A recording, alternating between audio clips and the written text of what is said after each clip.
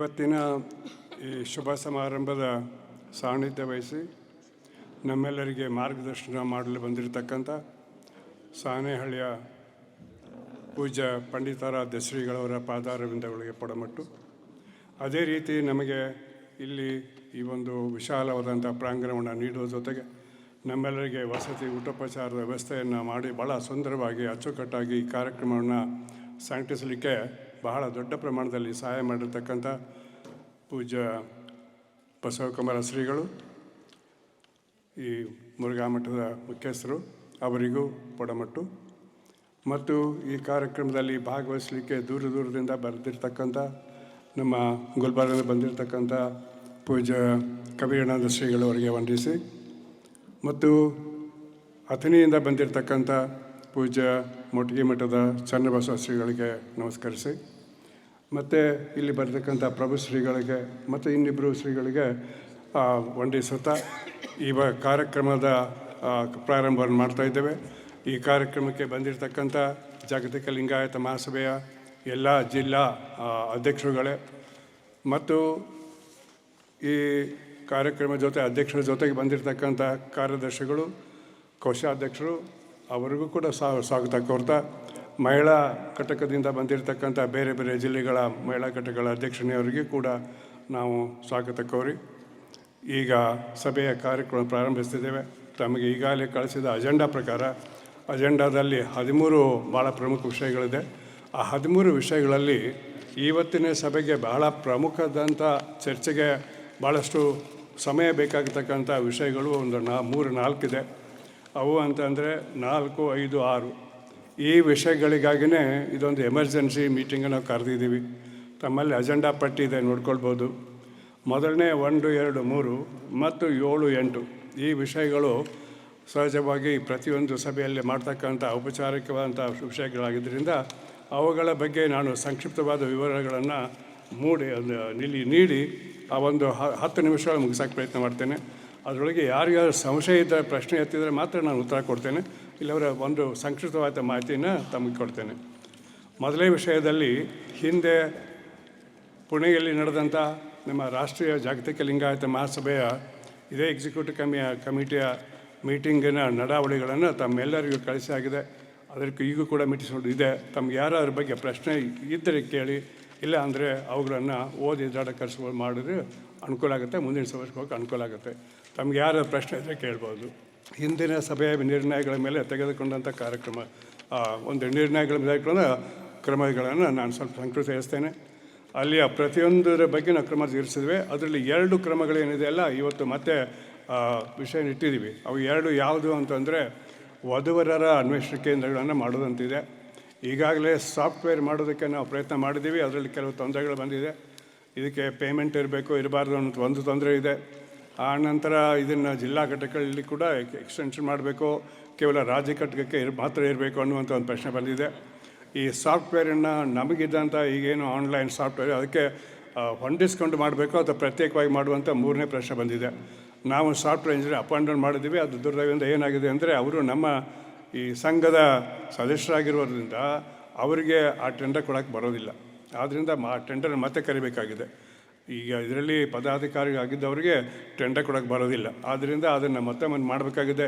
ಈ 3 ವಿಷಯಗಳ ಬಗ್ಗೆ ಗುಲ್ಬರ್ಗದಿಂದ ಬಂದಂಥ ನಮ್ಮ ಗುಲ್ಬರ್ಗ ಜಿಲ್ಲೆಯ ಅಧ್ಯಕ್ಷರು ಮತ್ತು ಅದರ ಮಹಿಳಾ ಸಂಘ ಅಧ್ಯಕ್ಷತೆ ಅವರ ಶ್ರೀಮತಿಯವರು ಇಲ್ಲಿದ್ದಾರೆ. ಅವರನ್ನು ನಾನು ಈ 3 ವಿಷಯಗಳನ್ನ ಮುಗಿಸಿದ ಮೇಲೆ ಅವ್ರಿಗೆ ಇಲ್ಲಿ ಬಂದು ತಮ್ಮ ಅನುಭವಗಳನ್ನ ಹೇಳ್ತೇನೆ. ಇದ್ರ ಬಗ್ಗೆ ವಧುವರ ಅನ್ವೇಷಣೆ ಕೇಂದ್ರದ ಬಗ್ಗೆ. 2ನೇದು, ಪ್ರತಿ ತಿಂಗಳು JLMದ ಒಂದು ವಾರ್ತಾಪತ್ರಿಕೆಯನ್ನು ಹೊರಡಿಸಬೇಕು ಅನ್ನುವಂಥ ನಿರ್ಣಯ ಆಗಿತ್ತು. ಈಗಾಗಲೇ ಪ್ರಥಮ ಪತ್ರಿಕೆ ಬಂದಾಗಿದೆ. ಅದಕ್ಕೆ ಎಡಿಟೋರಿಯಲ್ ಬೋರ್ಡ್ನಲ್ಲಿ ಕೂಡ ನಮ್ಮ ಡಾಕ್ಟರ್ ಚಂದ್ರಶೇಖರ್ ಅವರು, ಮುಕ್ತಾ ಕಾಗಲೆ ಅವರು ಇದ್ದಾರೆ. ಅವರು ತಮ್ಮೆಲ್ಲರಿಗೆ ಪ್ರತ್ಯೇಕವಾಗಿ ಈಗಾಗಲೇ ಪತ್ರ ಬರೆದಿದ್ದಾರೆ. ಆದರೆ ಅವರು ನನಗೆ ಹೇಳ್ತಾ ಇದ್ದಾರೆ, ಇವತ್ತು ಬರೋಕ್ಕಾಗಿಲ್ಲ ಅವ್ರಿಗೆ.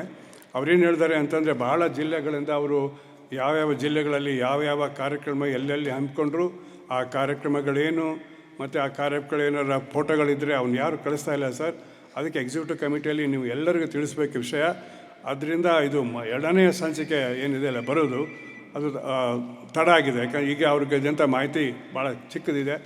ಕನಿಷ್ಠ ಒಂದು 40-50 ಪುಟಗಳ ಮಾಸಿಕ ಪತ್ರಿಕೆ ಇದಾಗಿದೆ.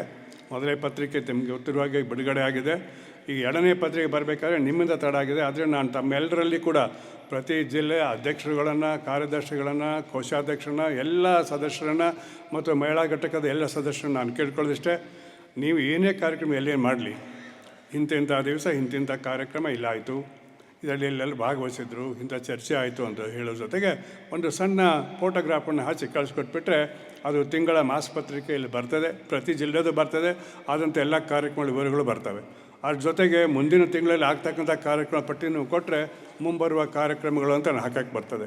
ಇದ್ರ ಜೊತೆಗೆ ಲೇಖನಗಳಿರ್ತವೆ, ಪ್ರಶ್ನೋತ್ತರ ಇರ್ತದೆ, ಅವೆಲ್ಲ ರೂಟೀನಾಗಿ ಇರ್ತದೆ. ಅದೇನು ಚಿಂತೆ ಮಾಡಿಬಿಡಿ. ಯಾರಾದರೂ ನಿಮ್ಮಲ್ಲಿ ಭಾಳ ಜನ ಇದ್ದೀರಿ, ಇಲ್ಲಿ ವಕೀಲರು ಇದ್ದೀರಿ, ಪ್ರೊಫೆಸರ್ಗಳು ಇದ್ದೀರಿ, ಭಾಳಷ್ಟು ಹೊಸ ಸಾಹಿತ್ಯವನ್ನು ಓದ್ಕೊಂಡವರು ಇದ್ದೀರಿ. ನೀವು ನಿಮಗೆ ತಿಳಿದ ಮಟ್ಟಿಗೆ, ನಿಮಗೆ ಅರ್ಥವಾದಷ್ಟು ಮಟ್ಟಿಗೆ ಈಗೇನಾದರೂ ಲೇಖನ ಬರೀಬೇಕು, ಸಮಾಜಕ್ಕೆ ಬಗ್ಗೆ ತಿಳಿಸುವ ಅಗತ್ಯ ಇದೆ ಅನಿಸಿದರೆ ಲೇಖನಗಳನ್ನು ತಾವು ಬರೆದು ನೇರವಾಗಿ ಮುಕ್ತಾ ಕಾಗಲೆ ಅವರಿಗೆ ಅಥವಾ ಪ್ರೊಫೆಸರ್ ಟಿ ಆರ್ ಚಂದ್ರಶೇಖರ್ ಅವ್ರಿಗೆ ಕಳಿಸ್ಬೋದು. ಅಡ್ರೆಸ್ ನಾವು ಕೊಟ್ಟಿದ್ವಿ. ಈ ಬೇಕಾದ್ರೆ ನಾವು ಇನ್ನೂ ಕೊಡ್ತೀವಿ ಎಲ್ಲರಿಗೂ ಅಡ್ರೆಸ್ನ. ತಮ್ಮ ಲೇಖನಗಳನ್ನು ಕಳಿಸ್ಬೇಕು, ಸುದ್ದಿಗಳನ್ನು ಕಳಿಸ್ಬೋದು. ಆಮೇಲೆ ಮುಂದಿನ ತಿಂಗಳು ಆಗ್ತಕ್ಕಂಥ ಕಾರ್ಯಕ್ರಮ ಕೂಡ ನೀವು ಕೊಟ್ಟರೆ ಅದು ಪತ್ರಿಕೆಯಲ್ಲಿ ಬರ್ತದೆ. ನೀವೆಲ್ಲ ಸಹಕಾರ ನೀಡಿದ್ರೆ ಪ್ರತಿ ತಿಂಗಳು 2-3 ನಂತರ ಈ ಪತ್ರಿಕೆ ಸಾರಾಗುತ್ತೆ. ಆದರೆ ತಾವೆಲ್ಲರೂ ಸಹಕಾರ ನೀಡಬೇಕಂತ ಆಮೇಲೆ ಕೋರ್ಕೊಳ್ತೇನೆ. ಇದಾದ ನಂತರ ಈ ಏನು ವಚನ ದರ್ಶನ ಪುಸ್ತಕಗಳನ್ನ ಬರೆಸಿ, ಇದು 6 ತಿಂಗಳಿಂದ ಆದಂಥದ್ದು ಬರೆಸಿ ಅದನ್ನು ಭಾಳಷ್ಟು ಜಿಲ್ಲಾ ಕೇಂದ್ರಗಳಲ್ಲಿ ಬಿಡುಗಡೆ ಮಾಡಬೇಕು ಅನ್ನೋಂಥ ನಿರ್ಣಯ ಆಗಿತ್ತು ಪುಣೆಯಲ್ಲಿ. ಯಾಕಂದರೆ ಪುಣೆಯಲ್ಲಿ ನಾವು 6 ತಿಂಗಳ ಹಿಂದೆ ಮಾಡಿದಾಗ ಅದಕ್ಕಿಂತ ಮೊದಲೇ ಪುಸ್ತಕ ಬಿಡುಗಡೆ ಆಗಿತ್ತು. ಯಾವುದು? ವಚನ ದರ್ಶನ. ನಮ್ಮ ಪುಸ್ತಕ ಇನ್ನೂ ಬರವಣಿಗೆ ಮಟ್ಟದಲ್ಲಿತ್ತು. ಆಗ ನಿರ್ಣಯ ಆಗಿತ್ತು. ತಮಗೆಲ್ಲ ಗೊತ್ತಿದೆ, ಈಗಾಗಲೇ 11 ಜಿಲ್ಲಾ ಮಟ್ಟದಲ್ಲಿ ನಾವು ಪುಸ್ತಕನ ಬಿಡುಗಡೆ ಮಾಡಿದ್ದೇವೆ, ರಾಜ್ಯ ಮಟ್ಟದಲ್ಲೂ ಮಾಡಿದ್ದೇವೆ. ಭಾಳಷ್ಟು ಪ್ರಚಾರ ಸಿಕ್ಕಿದೆ, ತಾವೆಲ್ಲ ಓದಿದ್ದೀರಿ ಅದನ್ನು.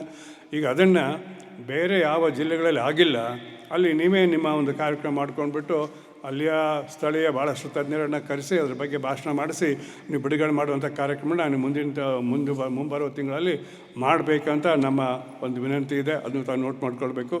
ಈ 3 ವಿಷಯಗಳನ್ನು ಬಿಟ್ಟರೆ ಇದ್ರ ಬಗ್ಗೆ ಏನೋ ಪ್ರಶ್ನೆ ಇದ್ದರೆ ತಾವು ಕೇಳ್ಬೋದು. ನಾನು ಹೇಳಿದ ತೆಗೆದುಕೊಂಡ ಕ್ರಮಗಳೇ ಇದ್ದಂಥದ್ದು. ಉಳಿದೆಲ್ಲ ಕ್ರಮ ತೊಗೊಂಡಿದ್ದೀವಿ. 3ನೇ ವಿಷಯ ಸತ್ಯ ಮತ್ತು ಮಿಥ್ಯಾ ಪುಸ್ತಕ, ಅಂದರೆ ವಚನ ದರ್ಶನ, ಮಿಥ್ಯಾ ವರ್ಸಸ್ ಸತ್ಯ ಪುಸ್ತಕವನ್ನು ಎಲ್ಲೆಲ್ಲಿ ಬಿಡುಗಡೆ ಮಾಡಿಲ್ವೋ ಆ ಜಿಲ್ಲೆಗಳಲ್ಲಿ ನಿಮ್ಮ ಮಟ್ಟದಲ್ಲಿ ಬಿಡುಗಡೆ ಮಾಡಿ ಹೆಚ್ಚಿನ ಪ್ರಚಾರ ಒದಗಿಸುವಂತೆ, ಭಾಳ ಜನರಿಗೆ ಗೊತ್ತಾಗುವಂತೆ ಮಾಡಬೇಕು. ಆ ಪುಸ್ತಕಗಳು ನಮ್ಮಲ್ಲಿ ಲಭ್ಯ ಇವೆ. ಈಗಾಗಲೇ ಅದು 3ನೇ ಮುದ್ರಣಕ್ಕೆ ಹೋಗಿದೆ, ಸಾಕಷ್ಟು ಪ್ರಚಾರ ಆಗಿದೆ. ಆದರೆ ಇನ್ನೂ ನಿಮ್ಮ ಜಿಲ್ಲೆಯಲ್ಲಿ ಪ್ರತಿ ಜಿಲ್ಲೆ ಎಲ್ಲೆಲ್ಲಾಗಿಲ್ಲ, ಅಲ್ಲಿ ಇದಕ್ಕೆ ಮುಂದಿನ ಕ್ರಮ ತಗೊಳ್ತೀರಿ ಅಂತ ನಾನು ತಮ್ಮಲ್ಲಿ ವಿನಂತಿ ಮಾಡ್ಕೊಳ್ತೇನೆ. ಅದನ್ನು ಯಾರಿಗಾದರೂ ಅವ್ರಿಗೆ ಮಾಡೋಕ್ಕಾಗಲ್ಲ ಅಂತಿದ್ರೆ ಎತ್ಬಿಡಿ. ಅಂದರೆ ಎಲ್ಲೇ ಉಳಿದಂಥ ಇನ್ನೂ 4-6 ಜಿಲ್ಲೆಗಳೇನಿದೆ ಅಲ್ಲಿ ಮಾಡ್ತೀರಿ ಅಂತ ನಾನು ಭಾವಿಸ್ತೀನಿ. ಇನ್ನು ಇದು 3 ಆದಮೇಲೆ 7ನೇ ವಿಷಯ, ಈ ವರ್ಷದ ತಮ್ಗೆ ಗೊತ್ತಿದೆ, ಈ ಕಳೆದ ವರ್ಷದ ಆರ್ಥಿಕ ವರ್ಷ ಮುಗಿದು ಮಾರ್ಚ್ 30ಕ್ಕೆ ಮುಗೀತು. ಏಪ್ರಿಲಿಂದ ಸೆಪ್ಟೆಂಬರ್ವರೆಗೆ ನಮ್ಮೆಲ್ಲ ಆಡಿಟ್ ಮಾಡಿಸ್ಬೇಕು. ನಾವು ಮಾಡಿಸಿದ್ದೇವೆ, ಹೆಡ್ ಆಫೀಸ್ ಮುಗಿದಿದೆ. ನಮಗೆ ಗೊತ್ತಿದೆ ಬಾಯ್ಲ ಪ್ರಕಾರ ಪ್ರತಿಯೊಂದು ಜಿಲ್ಲೆಯಲ್ಲಿ ಎಲ್ಲೆಲ್ಲಿ ಅಕೌಂಟ್ ತೆಗೆದಿದ್ದೀರಿ ಆ ಅಕೌಂಟನ್ನು ತಾವು ಆಡಿಟ್ ಮಾಡಿಸಿ ತಕ್ಷಣ ಕಳಿಸ್ಬೇಕು. ಭಾಳ ಮಂದಿ ಕಳಿಸಿದ್ದಾರೆ, ಯಾರ್ಯಾರು ಕಳಿಸಿಲ್ಲ ದಯವಿಟ್ಟು ಕಳಿಸ್ಬೇಕಂತ ತಿಳ್ಕೊಳ್ತೀನಿ. ಯಾಕಂತಂದರೆ ಸೆಪ್ಟೆಂಬರ್ದಲ್ಲಿ ನಾವು ಈ ವಾರ್ಷಿಕ ಮಹಾಸಭೆಯನ್ನು ನಡೆಸೋಕ್ಕೆ ಆಗೋದಿಲ್ಲ. ತಮ್ಮ ಗಮನಕ್ಕೆ ತರ್ತೀನಿ. ಯಾಕಾಗೋಲ್ಲ ಅಂದರೆ ಎಲ್ಲ ಶ್ರೀಗಳ ಮಾರ್ಗದರ್ಶನದಲ್ಲಿ ಅವರ ಜೊತೆಗೆ ನಾವೇನೀಗ ಬಸವ ಸಂಸ್ಕೃತಿ ಅಭಿಯಾನ ಹಾಕ್ಕೊಂಡಿದ್ದೀವಿ. ಅದು ಸೆಪ್ಟೆಂಬರ್ 1ರಿಂದ ಸೆಪ್ಟೆಂಬರ್ 30ರವರೆಗೆ ಇರ್ತದೆ. ಆ ಅವಧಿಯಲ್ಲಿ ನಮಗೆ ಈ ಸಭೆ ಮಾಡೋಕ್ಕೆ ಆಗೋದಿಲ್ಲ. ಆದ್ದರಿಂದ ಅಗತ್ಯವಾಗಿ ಈ ಸಭೆಯನ್ನು ನಾವು ಆಗಸ್ಟ್ನಲ್ಲಿ ಮಾಡಲೇಬೇಕಾಗಿದೆ. ಇದು ಮಾಡಬೇಕಾದ್ರೆ ಮೊದಲೇ ಅಗತ್ಯತೆ ಅಂದರೆ ಆಡಿಟ್ ವರದಿ ಬಂದಿರಬೇಕು. ಅದಕ್ಕೆ ಆಡಿಟರ್ ಚಾರ್ಟರ್ಡ್ ಅಕೌಂಟೆಂಟ್ ಸಹಿ ಮಾಡಿರಬೇಕು, ಅಪ್ರೂವ್ ಮಾಡಿರಬೇಕು. ನಮ್ದು ಆಗಿಬಿಟ್ಟದೆ ಹೆಡ್ ಆಫೀಸದು. ನೀವು ಬಂದ ತಕ್ಷಣ ಅವ್ರು ಕೊಟ್ಟು ಕಳಿಸ್ತೇವೆ, ಅವ್ರು 3 ದಿವಸ ಮಾಡಿಬಿಡ್ತಾರೆ. ಆದ್ದರಿಂದ ತಾವು ಎಲ್ಲರಿಗೂ ನಾನು ಕೇಳ್ಕೊಳ್ತೇನೆ, ಭಾಳ ಗಂಭೀರವಾಗಿ ಕಳ್ಕಳಿಂದ ಕೇಳ್ಕೊಳ್ತೇನೆ. ನಿಮ್ದು ಏನೇನು ಅಕೌಂಟ್ ಇದೆ ಪ್ರತಿಯೊಂದು ಜಿಲ್ಲಾ ಮಟ್ಟದಲ್ಲಿ JLM ಹೆಸರಿನಿಂದ ಅಕೌಂಟನ್ನು ತಕ್ಷಣ ಒಬ್ಬರು ಆಡಿಟ್ರಿಗೆ ಕಳಿಸ್ಬಿಟ್ಟು, ನೀವು ಮಾಡಿದ್ದೀರಿ ಭಾಳ ಮಂದಿ, ಯಾರು ಮಾಡಿಲ್ಲ ಅವರು ದಯವಿಟ್ಟು ಕಳಿಸ್ಬೇಕಂತ ವಿನಂತಿ ಮಾಡ್ಕೊಳ್ತೀನಿ. ಮುಂದೆ ಈ ಕಾರ್ಯಕಾರಿ ಸಮಿತಿಯನ್ನು ಮತ್ತು ಈ ಮಹಾಸಭೆಯ ಜನರಲ್ ಮೀಟಿಂಗನ್ನು, ವಾರ್ಷಿಕ ಮೀಟಿಂಗನ್ನು ಕರೆಯೋಕ್ಕೆ ಎಲ್ಲಿ ನಡೆಸಬೇಕು ಅನ್ನುವಂಥ ಸ್ಥಳ ಮತ್ತು ದಿನಾಂಕ ನಿಗದಿ ಮಾಡಬೇಕಾಗಿದೆ. ಅದಕ್ಕೆ ನಾವು ಕಳೆದ ವರ್ಷ ಅದು ಗದಗಿನಲ್ಲಾಗಿತ್ತು, ಅದಕ್ಕಿಂತ ಮೊದಲು ಹಾವೇರಿಯಲ್ಲಾಗಿತ್ತು, ಅದಕ್ಕಿಂತ 2 ವರ್ಷ ಮೊದಲೇ ಬೆಳಗಾವಿಯಲ್ಲೇ ಆಗಿತ್ತು, ಅದಕ್ಕಿಂತ ಪೂರ್ವದಲ್ಲಿ ಬೆಂಗಳೂರಲ್ಲಾಗಿತ್ತು. ಈಗ ಯಾರಾದರೂ ನಮ್ಮ ತಾಲೂಕಿನ ತಮ್ಮ ಜಿಲ್ಲೆಯಲ್ಲಿ ಮಾಡಿ ಅಂತ ಮುಂದೆ ಬಂದರೆ ನಾವು ಅದನ್ನು ಆ ಜಿಲ್ಲೆಯಲ್ಲಿ ಮಾಡೋಕ್ಕೆ ಪ್ರಯತ್ನ ಮಾಡ್ತೇವೆ. ಇನ್ನೂ 2 ತಿಂಗಳು ಟೈಮ್ ಇದೆ. ಜುಲೈ ಮತ್ತು ಆಗಸ್ಟ್ ಕೊನೆಗೆ ಮಾಡ್ತೀವಿ ಅದನ್ನು ಮಾಡಿ ಒಂದು ವಾರ ಆದ ನಂತರ ಎಲ್ಲ ಅಭಿಯಾನ ಚಾಲೂ ಆಗುತ್ತೆ. ಅದರಿಂದ ಯಾವುದೇ ಜಿಲ್ಲೆಯವರು ನೀವು ಇಷ್ಟಪಟ್ಟರೆ ನಮ್ಮ ಜಿಲ್ಲೆಯಲ್ಲಿ ಮಾಡಿ ಅಂತ ನಾವು ತಯಾರಿದ್ದೇವೆ. ಯಾರಾದರೂ ಈಗಾಗಲೇ ವಿಚಾರ ಮಾಡಿದಾಗ ಹೇಳ್ಬೋದು, ಇಲ್ಲಾಂದರೆ ಆಮೇಲೆ ನಮ್ಮ ಗಮನಕ್ಕೆ ತಂದರೆ ಆ ದಿನಾಂಕವನ್ನು ನಾವು ನಿಗದಿ ಮಾಡಿ ತಮ್ಮೆಲ್ಲರಿಗೂ ಪತ್ರ ಮುಖೇನ ತಿಳಿಸ್ತೀವಿ. ಈಗ ಯಾರಾದರೂ ಇದ್ದರೆ 1 ನಿಮಿಷದಲ್ಲಿ ಯಾವ ಜಿಲ್ಲೆ ಮಾಡಿ ಅಂತಿದ್ದರೆ ದಯವಿಟ್ಟು ಕೈ ಎತ್ಬೋದು. ಒಂದು ಸಂತೋಷ ವಿಷಯ ಹೇಳ್ತೀನಿ. ಬಿಜಾಪುರ ಜಿಲ್ಲೆಯಲ್ಲಿ ಭಾಳ ದಿವಸದಿಂದ ನಮ್ಮ ಈ ಘಟಕ ಇರಲಿಲ್ಲ. ಎಲ್ಲ ಜಿಲ್ಲೆಗಳಾಗಿದೆ, ಅಲ್ಲಿ ಆಗಲಿಲ್ಲ. ಕಳೆದ 5 ತಿಂಗಳ ಒಂದು 15-20 ದಿವಸ ಹಿಂದ್ಗಡೆ ಭಾಳ ವಿಜೃಂಭಣೆಯಿಂದ ಅದನ್ನು ಪ್ರಾರಂಭ ಮಾಡಿದ್ದೇವೆ. ಈಗ ಅದಕ್ಕೆ ಬಸನಗೌಡ ಹರನಾಳ್ ಅವರು ಅಧ್ಯಕ್ಷರು ಮತ್ತು ನಮ್ಮ ನಾಡಗೌಡ್ರವರು ಎಲ್ಲಿದ್ದಾರೆ ನಾಡಗೌಡರು ಕಾರ್ಯಾಧ್ಯಕ್ಷರಾಗಿದ್ದಾರೆ. ಭಾಳ ಸಮರ್ಥವಾಗಿ ಅದನ್ನು ಸಂಘಟನೆ ಮಾಡ್ತಾಯಿದ್ದಾರೆ. ಕೆಲವೇ ದಿನಗಳಲ್ಲಿ ಅದು ದೊಡ್ಡ ಪ್ರಮಾಣದಲ್ಲಿ ಬೆಳೀತಾ ಇರುವಂಥ ವಿಶ್ವಾಸ ನಮಗಿದೆ. ಇದರ ಜೊತೆಗೆ ಇನ್ನೊಂದು ವಿಷಯ ತಮ್ಮ ಗಮನಕ್ಕೆ ತರ್ತೇನೆ. ಶ್ರೀಗಳೆಲ್ಲ ಸೇರಿಕೊಂಡು ಒಕ್ಕೂಟದ ಮುಖಾಂತರ ಮತ್ತು ನಾವೆಲ್ಲರೂ ಕೂಡಿಕೊಂಡು ಮಾಡ್ತಕ್ಕಂಥ ಇದೇನು ಬಸವನ ಸಂಸ್ಕೃತಿ ಅಭಿಯಾನ ಏನಿದೆ, ಇದು ಶ್ರೀಗಳು ಈಗ ನಿರ್ಣಯ ಮಾಡಿದ್ದಾರೆ. ಏನು ಅಂದರೆ ಇದು ಪ್ರಾರಂಭ ಆಗೋದು ಬಿಜಾಪುರ ಜಿಲ್ಲೆಯಿಂದ, ಬಸವಣ್ಣನವರು ಹುಟ್ಟಿದ ಸ್ಥಳದಿಂದಲೇ ಪ್ರಾರಂಭ ಆಯ್ಕೊಂಡು ಅಂತ ಅವರ ನಿರ್ಧಾರ. ಅದು ಭಾಳ ಸ್ತುತ್ಯವಂತ ಕಾರ್ಯ. ಆದ್ದರಿಂದ ನಾವು ಈಗಾಗಲೇ ಬಾಗೇವಾಡಿಗೆ ಹೋಗಿದ್ದೀವಿ, ಅಲ್ಲಿ ಮೀಟಿಂಗ್ ಮಾಡಿದ್ದೀವಿ. ನಾನು ರೊಟ್ಟಿಯವರು ನಮ್ಮ ಅನೇಕ ಜನ ಬಸ್ಸುಗಳೆಲ್ಲ ಬಂದಿದ್ದರು. ಭಾಳ ಸಂತೋಷದಿಂದ ವಿಜೃಂಭಣೆಯಿಂದ ಮಾಡೋಣ ಅಂತ ಅವರೆಲ್ಲರೂ ಒಪ್ಕೊಂಡಿದ್ದಾರೆ. ಅದು ಸೆಪ್ಟೆಂಬರ್ 1ರಿಂದ ಬಿಜಾಪುರ ಜಿಲ್ಲೆಯ ಬಾಗೇವಾಡಿ ಬಸವಣ್ಣನವರ ಜನ್ಮಸ್ಥಳದಲ್ಲಿ ಪ್ರಾರಂಭ ಆಗುತ್ತೆ. ತಾವೆಲ್ಲರೂ ಬರಬೇಕು, ದೊಡ್ಡ ಸಂಖ್ಯೆಯಲ್ಲಿ ಬರಬೇಕು. ಭಾಳ ಚೆನ್ನಾಗಿ ಮಾಡ್ತಾಯಿದ್ದಾರೆ, ತಾವು ಭಾಗವಹಿಸಬೇಕು. ಇದು ಮತ್ತೊಂದು ವಿಷಯ, ಇದು 7ನೇ ವಿಷಯ. ಇದು ಆದ್ದರಿಂದ ಅಧ್ಯಕ್ಷರು ಈಗಾಗಲೇ ಅನುಮತಿ ಕೊಟ್ಟ ಹಾಗೆ ಈ ವಿಷಯಗಳು ಮುಗಿದಿದೆ. ಇನ್ನು ಉಳಿದಂಥ ವಿಷಯಗಳಲ್ಲಿ 3 ಭಾಳ ಮತ್ತೊಂದು ವಿಷಯ ಇದೆ. ಈ 3 ವಿಷಯಗಳಲ್ಲಿ 4ನೇ ವಿಷಯ ಇದೆಲ್ಲ, ಇದು ಭಾಳಷ್ಟು ತ್ವರಿತವಾದದ್ದು. ಅದ್ರ ಬಗ್ಗೆ ನಾನು ಕೇವಲ ಪ್ರಸ್ತಾವನೆಯನ್ನು ಮಾತ್ರ ಇಟ್ಟು, ಇಲ್ಲಿ 9ನೇ ವಿಷಯ ಬಂದಿದೆ. ಅದು ಏನಂದರೆ, ನಿಮ್ಮ ಜಿಲ್ಲೆ ಇಲ್ಲಿ ಈಗಾಗಲೇ ಈಗೇನು ಮೆಂಬರ್ಶಿಪ್ ಮಾಡಿದಿರಿ, ಅದ್ರ ಜೊತೆಗೆ ಇನ್ನೂ ಯಾರ್ಯಾರು ಹೆಚ್ಚಿಗೆ ಮೆಂಬರ್ಶಿಪ್ ಆಗಿದ್ದಾರೆ, ಮಾಡೋಕ್ಕೆ ಹತ್ತಿದ್ದೀರಿ, ಏನು ಪ್ರಯತ್ನ ಮಾಡಿದಿರಿ ಅನ್ನುವಂಥ ಒಂದು ಮಾಹಿತಿ ನೀವು ಕೊಡಬೇಕಂತಿತ್ತು. ಇವಾಗ ಕೊನೆಗೆ ನೀವು ಯಾರ್ಯಾರು ಮಾಡಿದಿರಿ, ಈ ಸಭೆಯ ಕೊನೆಗೆ ಹೇಳಾದರೂ ಹೇಳಿ, ಇಲ್ಲ ಹೋದರೆ ನಮ್ಮ ಪತ್ರ ಮುಖಾಂತರ ನಿಮ್ಮ ಜಿಲ್ಲೆಯಲ್ಲಿ ಆದಂಥ ಹೊಸ ಸದಸ್ಯರ ಸಂಖ್ಯೆಯನ್ನು ನಮ್ಗೆ ತಿಳಿಸಿ ಆ ಮಾಹಿತಿಗಳನ್ನ ಕಳಿಸ್ಕೊಡಿ. ನಾವು ಈಗಾಗಲೇ ಗುರುತಿನ ಚೀಟಿ ಕಳಿಸ್ಕೊಡ್ತೇವೆ. ಎಲ್ಲೆಲ್ಲಿ ಗುರುತಿನ ಚೀಟಿ ಇನ್ನೂ ಬಂದಿಲ್ಲ ಅಂತಿದ್ರೆ ಅವ್ರು ಹೇಳಿದ್ರೆ ನಾವು ತಕ್ಷಣ ಕಳಿಸ್ಕೊಡ್ತೇವೆ. ಹೆಚ್ಚಿಗೆ ವಿಳಂಬ ಆಗೋದಿಲ್ಲ. ಇದೊಂದು ವಿಷಯ 9 ಉಳಿದಂಥ ವಿಷಯ ಚರ್ಚೆಗೆ ಅವಕಾಶ ಇದೆ. ಆದ್ದರಿಂದ ಈಗ ನಾನು ಈ 4ನೇ ವಿಷಯ ಭಾಳ ಗಂಭೀರವಾದಂತೂ ಅತ್ಯಂತ ಅರ್ಜೆಂಟಾಗಿದ್ದು ತಮ್ಮ ಮುಂದೆ ಹೇಳಿ, ನಿಮ್ಮ ಅಭಿಪ್ರಾಯಗಳಿಗೆ, ನಿಮ್ಮ ಸಲಹೆ ಸೂಚನೆಗಳಿಗೆ ನಾನು ಅವಕಾಶ ಮಾಡಿಕೊಡೋಕ್ಕೆ ಅಧ್ಯಕ್ಷರನ್ನು ಕೇಳಿಕೊಂಡು ಈ ವಿಷಯಗಳನ್ನು ತಮ್ಮ ಮುಂದೆ ಒಂದು 5 ನಿಮಿಷದಲ್ಲಿ ಇಟ್ಬಿಡ್ತೀನಿ. 4ನೇ ವಿಷಯ ಅದು ಏನು ಅಂತಂದರೆ, ಕರ್ನಾಟಕ ಸರ್ಕಾರವು ಮುಂದಿನ 3 ತಿಂಗಳಲ್ಲಿ, ನೆನ್ಪಿಟ್ಕೊಳ್ಳಿ 3 ತಿಂಗಳಲ್ಲಿ ನಡೆಸಲಿರುವ ಜಾತಿ ಮರು ಜನಗಣತಿಯ ಕುರಿತು ಜರುಗಿಸಬೇಕಾದ ಜಾಗೃತಿಯ ಕ್ರಮಗಳು. ತಮಗೆ ಅರ್ಥ ಆಗಿರಬೇಕು ನಾನು ಏನು ಮಾತಾಡ್ತೀನಿ ಅಂತ. ಇದು ಸ್ವಲ್ಪ ಹಿನ್ನೆಲೆ ಹೇಳ್ತೀನಿ. ನಮಗೆ ಗೊತ್ತಿದೆ 2015ರಲ್ಲಿ ಆಗಲೂ ಕೂಡ ಮಾನ್ಯ ಸಿದ್ದರಾಮಯ್ಯನವರ ಮುಖ್ಯಮಂತ್ರಿಗಳಾಗಿದ್ದರು. ಆಗ ಕೂಡ ಕಾಂಗ್ರೆಸ್ ಸರ್ಕಾರನೇ ಇತ್ತು. ಆವಾಗ ಅವ್ರು ಏನು ಮಾಡಿದರು ಅಂತಂದರೆ, ಈ ಹಿಂದುಳಿದ ವರ್ಗಗಳಿಗೆ ಈಗೇನು ನಮ್ಮಲ್ಲಿ 1, 2A, 2B, 3A, 3B ಏನೇನಿಲ್ಲ, ಇದೆಲ್ಲ ಚಿನ್ನಪ್ಪ ರೆಡ್ಡಿ ಆಯೋಗದ ಶಿಫಾರಸುಗಳಂತೆ 20 ವರ್ಷಗಳ ಹಿಂದೆ ಮಾಡಿದಂಥ ಒಂದು ವ್ಯವಸ್ಥೆ. ಈ ಕಾಯ್ದೆ ಇದೆ, ಅದಕ್ಕೊಂದು ಹೊಸ ಕಾಯ್ದೆ ಆಗಿದೆ. ಹಾವನೂರು ಕಮಿಷನಿಂದ ಇತ್ತೀಚೆಗಾದಂಥ 5 ಏನು ಕ್ರಮಗಳಾಗಿದೆ ಅವೆಲ್ಲ ಕಾಯ್ದೆ ಪ್ರಕಾರ ಆಗಿದೆ. ಮೊದಲು ನಾಗನಗೌಡ ಕಮಿಟಿ ಅವೆಲ್ಲ ಕಮಿಟಿ ಕಾಯ್ದೆ ಇರಲಿಲ್ಲ, ಸುಮ್ಮನೆ ಒಂದು ಸರ್ಕಾರ ಆರ್ಡರ್ ಮಾಡ್ತಿದ್ರು. ಸೊ ಅದು ಬಂದಿದ್ದು ಬದಲಾವಣೆಯಾಗಿ 1974ರ ನಂತರದ ಅವಧಿಯಲ್ಲಿ ಕಾಯ್ದೆ ಪ್ರಕಾರ ಆಗುತ್ತೆ. ಆ ಕಾಯ್ದೆಯಲ್ಲಿ ಏನು ಹೇಳಿದೆ ಅಂದರೆ, ಪ್ರತಿ 10 ವರ್ಷಗಳಾದ ನಂತರ ಅಥವಾ ಎಷ್ಟು ಬೇಗನೋ ಅಷ್ಟು ಬೇಗ 10 ವರ್ಷಗಳಾದ ನಂತರ ಏನು ಹಿಂದೆ ಮಾಡಿದಂಥ 10 ವರ್ಷಗಳ ಜಾರಿಯಲ್ಲಿದ್ದಂಥ ಇದೇನು ರಿಸರ್ವೇಷನ್ ಪದ್ಧತಿ ಇದೆ ಅದನ್ನು ಬದಲಾವಣೆ ಮಾಡಬೇಕು ಅಂತಲ್ಲ, ಮಾಡಬಹುದು ಅಂತಿದೆ. ಈಗ 10 ವರ್ಷ ಅಲ್ಲ, ಇನ್ನೂ ಹೆಚ್ಚಿಗೆ ಆಗಿಬಿಟ್ಟಿದೆ. ಅದು ಮಾಡಿಲ್ಲ ಅಂತ ತಿಳ್ಕೊಂಡು ಸಿದ್ದರಾಮಯ್ಯನವರು 2015ರಲ್ಲಿ, ಅಂದರೆ ಇವತ್ತಿಗೆ 10 ವರ್ಷಗಳ ಹಿಂದೆ ನಿರ್ಣಯ ಮಾಡಿದರು. ಅವರ ಮೊದಲನೇ ಕಾಂಗ್ರೆಸ್ ಗೌರ್ಮೆಂಟ್ ಇದ್ದಾಗ, ಅವರ ಮುಖ್ಯಮಂತ್ರಿ ಇದ್ದಾಗ ಮಾಡಿದರು. ಅದಕ್ಕೆ ಆಗ ಭಾಳಷ್ಟು ಪರ ವಿರೋಧ ಅಭಿಪ್ರಾಯ ವ್ಯಕ್ತ ಆಯಿತು. ಅದರ ವಿರೋಧ ವ್ಯಕ್ತ ಮಾಡಿದವರಲ್ಲಿ ನಾನೂ ಒಬ್ಬ. ಸುಮ್ಮನೆ ಮಾಡಲಿ, ವೈಯಕ್ತಿಕವಾಗಿ ಪ್ರಜಾವಾಣಿಯಲ್ಲಿ 4 ಲೇಖನಗಳನ್ನು ಬರೆದಿದೆ. ನೀವು ಮಾಡೋದು ಕಾಯ್ದೆ ಪ್ರಕಾರ ಇಲ್ಲ, ನಿಮಗೆ ಅಧಿಕಾರ ಇಲ್ಲ ಜನಗಣತಿ ಮಾಡೋದು. ಸರ್ವೆ ನೀವು ಮಾಡ್ಬೋದು. ಇಲ್ಲ ಜನಗಣತಿ ಮಾಡ್ತೀನಿ ಅಂತ ಎಲ್ಲರ ಮನೆಗೆ ಹೋಗಿ ಜನಗಣತಿ ಮಾಡಿದ್ರು, ಅದು ಆಗೋದಿಲ್ಲ. ಆಮೇಲೆ ಅವ್ರೇನು ಹೇಳಿದ್ರು, ನಾವು ಸರ್ವೆ ಮಾಡ್ತೀವಿ, ಜನಗಣತಿ ಅಲ್ಲ ಅಂತ ಹೇಳಿದರು. ಮಾಡಿ 5-6 ವರ್ಷ ಯಾವ ರಿಪೋರ್ಟು ಬರಲಿಲ್ಲ. ಸುಮಾರು 200 ಕೋಟಿ ಖರ್ಚಾಯಿತು. ಅವ್ರು ಹಾಗೇ ಇತ್ತದು. ಸರ್ಕಾರಗಳು ಬದಲಿ ಆದವು. ಆಮೇಲೆ ಸಿದ್ದರಾಮಯ್ಯ ಸರ್ಕಾರ ಹೋಯಿತು, ಆಮೇಲೆ ಕುಮಾರಸ್ವಾಮಿಯವ್ರ ಸರ್ಕಾರ ಹೋಯಿತು, ಆನಂತರ ಯಡಿಯೂರಪ್ಪನ ಸರ್ಕಾರ ಹೋಯಿತು, ಬಸವರಾಜ ಬೊಮ್ಮಾಯಿಯವ್ರ ಸರ್ಕಾರ ಹೋಯಿತು. 4 ಸರ್ಕಾರಗಳು ಹೋದರೂ ಕೂಡ ಅದೇ ನಂತರ ಇವರು ಏನು ಮಾಡಲಿಲ್ಲ ಯಾರು, ಹಾಗೇ ಇತ್ತು. ಈಗ ಇವರು ಮತ್ತೊಮ್ಮೆ ಅಧಿಕಾರಿ ಬಂದ ನಂತರ ಅದನ್ನು ಬಿಡುಗಡೆ ಮಾಡ್ತೀವಿ ವರದಿ ಅಂತ ಹೋಗಿ ಆ ಕಮಿಷನ್ನಿಗೆ ಅವರು ಆದೇಶ ನೀಡಿದರು, ವರದಿಯನ್ನು ಮಂಡಿಸಿ ಅಂತ. ನೋಡಿ, 9 ವರ್ಷ ಆಗಿದ್ರೂ ಕೂಡ ವರದಿನೇ ಬಂದಿಲ್ಲ. 200 ಕೋಟಿ ಖರ್ಚು ಮಾಡಿದ್ದಾರೆ, ಇಡೀ ರಾಜ್ಯ ಎಲ್ಲ ಮನೆ ಮಾಡಿದ್ದಾರೆ ಅಂತ ಹೇಳ್ತಾರೆ. ಕೊನೆಗೆ ವರದಿ ಹಾಗೆ ಹೀಗೆ ಮಾಡಿ ರೆಡಿ ಮಾಡಿಸಿದ್ರು. ಆ ವರದಿ, ಪ್ರಥಮ ವರದಿಯಲ್ಲಿ ಅಂಕಿ ಸಂಖ್ಯೆಗಳನ್ನು ಅಲ್ಲೇ ಇಲ್ಲೇ ಸ್ವಲ್ಪ ಅದು ಗುಪ್ತವಾಗಿದ್ದರೂ ಕೂಡ ಬಿಡುಗಡೆ ಆಗಿತ್ತು ಪತ್ರಿಕೆಗಳಲ್ಲಿ. ಆವಾಗ ನೋಡಿದರೆ ಆ ಬಿಡುಗಡೆಯಾದ ಪ್ರಥಮ ಪ್ರಾಥಮಿಕ ಮಾಹಿತಿ ಪ್ರಕಾರ ಲಿಂಗಾಯತರ ಪ್ರತಿಶತ ಜನಸಂಖ್ಯೆ ಕರ್ನಾಟಕದಲ್ಲಿ 8.5% ಇತ್ತು. ತಾವು ಗಮನಿಸಬೇಕು, 8.5% ಇತ್ತು. ಕೊನೆಗೆ ಅದಕ್ಕೆ ಮತ್ತೆ ವಿರೋಧ ಬಂದ ಮೇಲೆ ಅದಕ್ಕೆಲ್ಲ ಸರಿಯಾಗಿ ನಾವು ತಪ್ಪುಗಳಾಗಿದ್ದು ಸರಿಪಡಿಸಿ ಮತ್ತೊಮ್ಮೆ ಮಾಡ್ತೀವಿ ಅಂತ ಮಾಡಿದಾಗ 8.5% ಆಗಿದ್ದು ಈಗ 10.5-11% ಬಂದಿದೆ. 10.5% ಬಂದಿದೆ. ಇದು ಕೂಡ ತಪ್ಪೇ. ಇದು ಭಾಳ ಮುಖ್ಯ ವಿಷಯ. ಯಾಕೆ ತಪ್ಪು, ಇದು ಭಾಳ ಚಿಂತೆ ಮಾಡಬೇಕಂತ ವಿಷಯ. ಅದಕ್ಕೆ ನಿಮ್ಮ ಮುಂದೆ ಇಟ್ಟಿದ್ದೀವಿ. ಇದು ಒಂದು. ಈಗೇನಾಯಿತು, ಕಳೆದ 2-3 ವರ್ಷದಿಂದ ಇವರು ಸರ್ಕಾರ ಬಂದ ಮೇಲೆ 1.5 ವರ್ಷದ ಅವಧಿ, 2 ವರ್ಷದ ಅವಧಿಯಲ್ಲಿ ಅವ್ರೇನು ಹೇಳ್ತಾರೆ, ನಾವು ಜಾರಿ ಮಾಡುತ್ತೀರ್ತೀವಿ, ಈ ರಿಸರ್ವ್ ಪದ್ಧತಿನ ಬದಲಿ ಮಾಡ್ತೀವಿ ಅಂತ ಹೇಳ್ತಾನೆ ಬಂದಿದ್ದಾರೆ. ಕೊನೆಗೆ ಅದೇ ಹಠದಿಂದ ಸಚಿವ ಸಂಪುಟದ ಮುಂದೆ ಬಂದಾಗ ಭಾಳ ವಿರೋಧ ಉಂಟಾಯಿತು.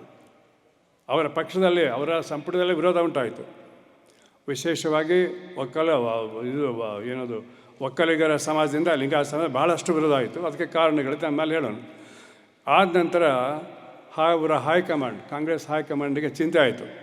ಈ ದೊಡ್ಡ ಸಮಾಜಗಳು ವಿರೋಧ ಮಾಡಿದರೆ ನಾಳೆ ನಮ್ಮ ಸರ್ಕಾರ ಬಿದ್ದೋಗತ್ತೆ, ಮುಂದಿನ ಎಲೆಕ್ಷನಲ್ಲಿ ನಾವು ಆರಿಸ್ಕೊಳ್ಳೋ ಅಂತ ಭಯ ಉಂಟಾದಾಗ ಅವರು ಕಳೆದ 3 ವಾರದ ಹಿಂದುಗಡೆ ಅವ್ರನ್ನ ಕರೆಸ್ಕೊಂಡ್ರು ಡೆಲ್ಲಿಗೆ, ಇಬ್ಬರನ್ನ, ಮುಖ್ಯಮಂತ್ರಿನ ಉಪಮುಖ್ಯಮಂತ್ರಿನ. ಅಲ್ಲಿ ಏನು ಹೇಳಿದೆ ಅಂತ, ದಯವಿಟ್ಟು ಅಕ್ಸೆಪ್ಟ್ ಮಾಡಬೇಡಿ, ಮುಂದೆ ಹಾಕಿ ಅಂತ.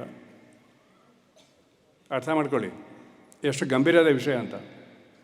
ಕಾಂಗ್ರೆಸ್ಸಿನ ಹೈಕಮಾಂಡ್ ರಾಷ್ಟ್ರ ಮಟ್ಟದಲ್ಲಿ ರಾಜ್ಯದ ಕಾಂಗ್ರೆಸ್ ಸರ್ಕಾರಕ್ಕೆ, ಸಿದ್ದರಾಮಯ್ಯ ಸರ್ಕಾರಕ್ಕೆ ಅವರು ಮುಖ್ಯಮಂತ್ರಿ ಆರ್ಡರ್ಸ್ ಕೊಡ್ತಾರೆ, ಅದನ್ನು ಮುಂದೆ ಹಾಕಿ ಒಪ್ಕೊಟ್ಟು ಮಾಡಿ ಅಂತ.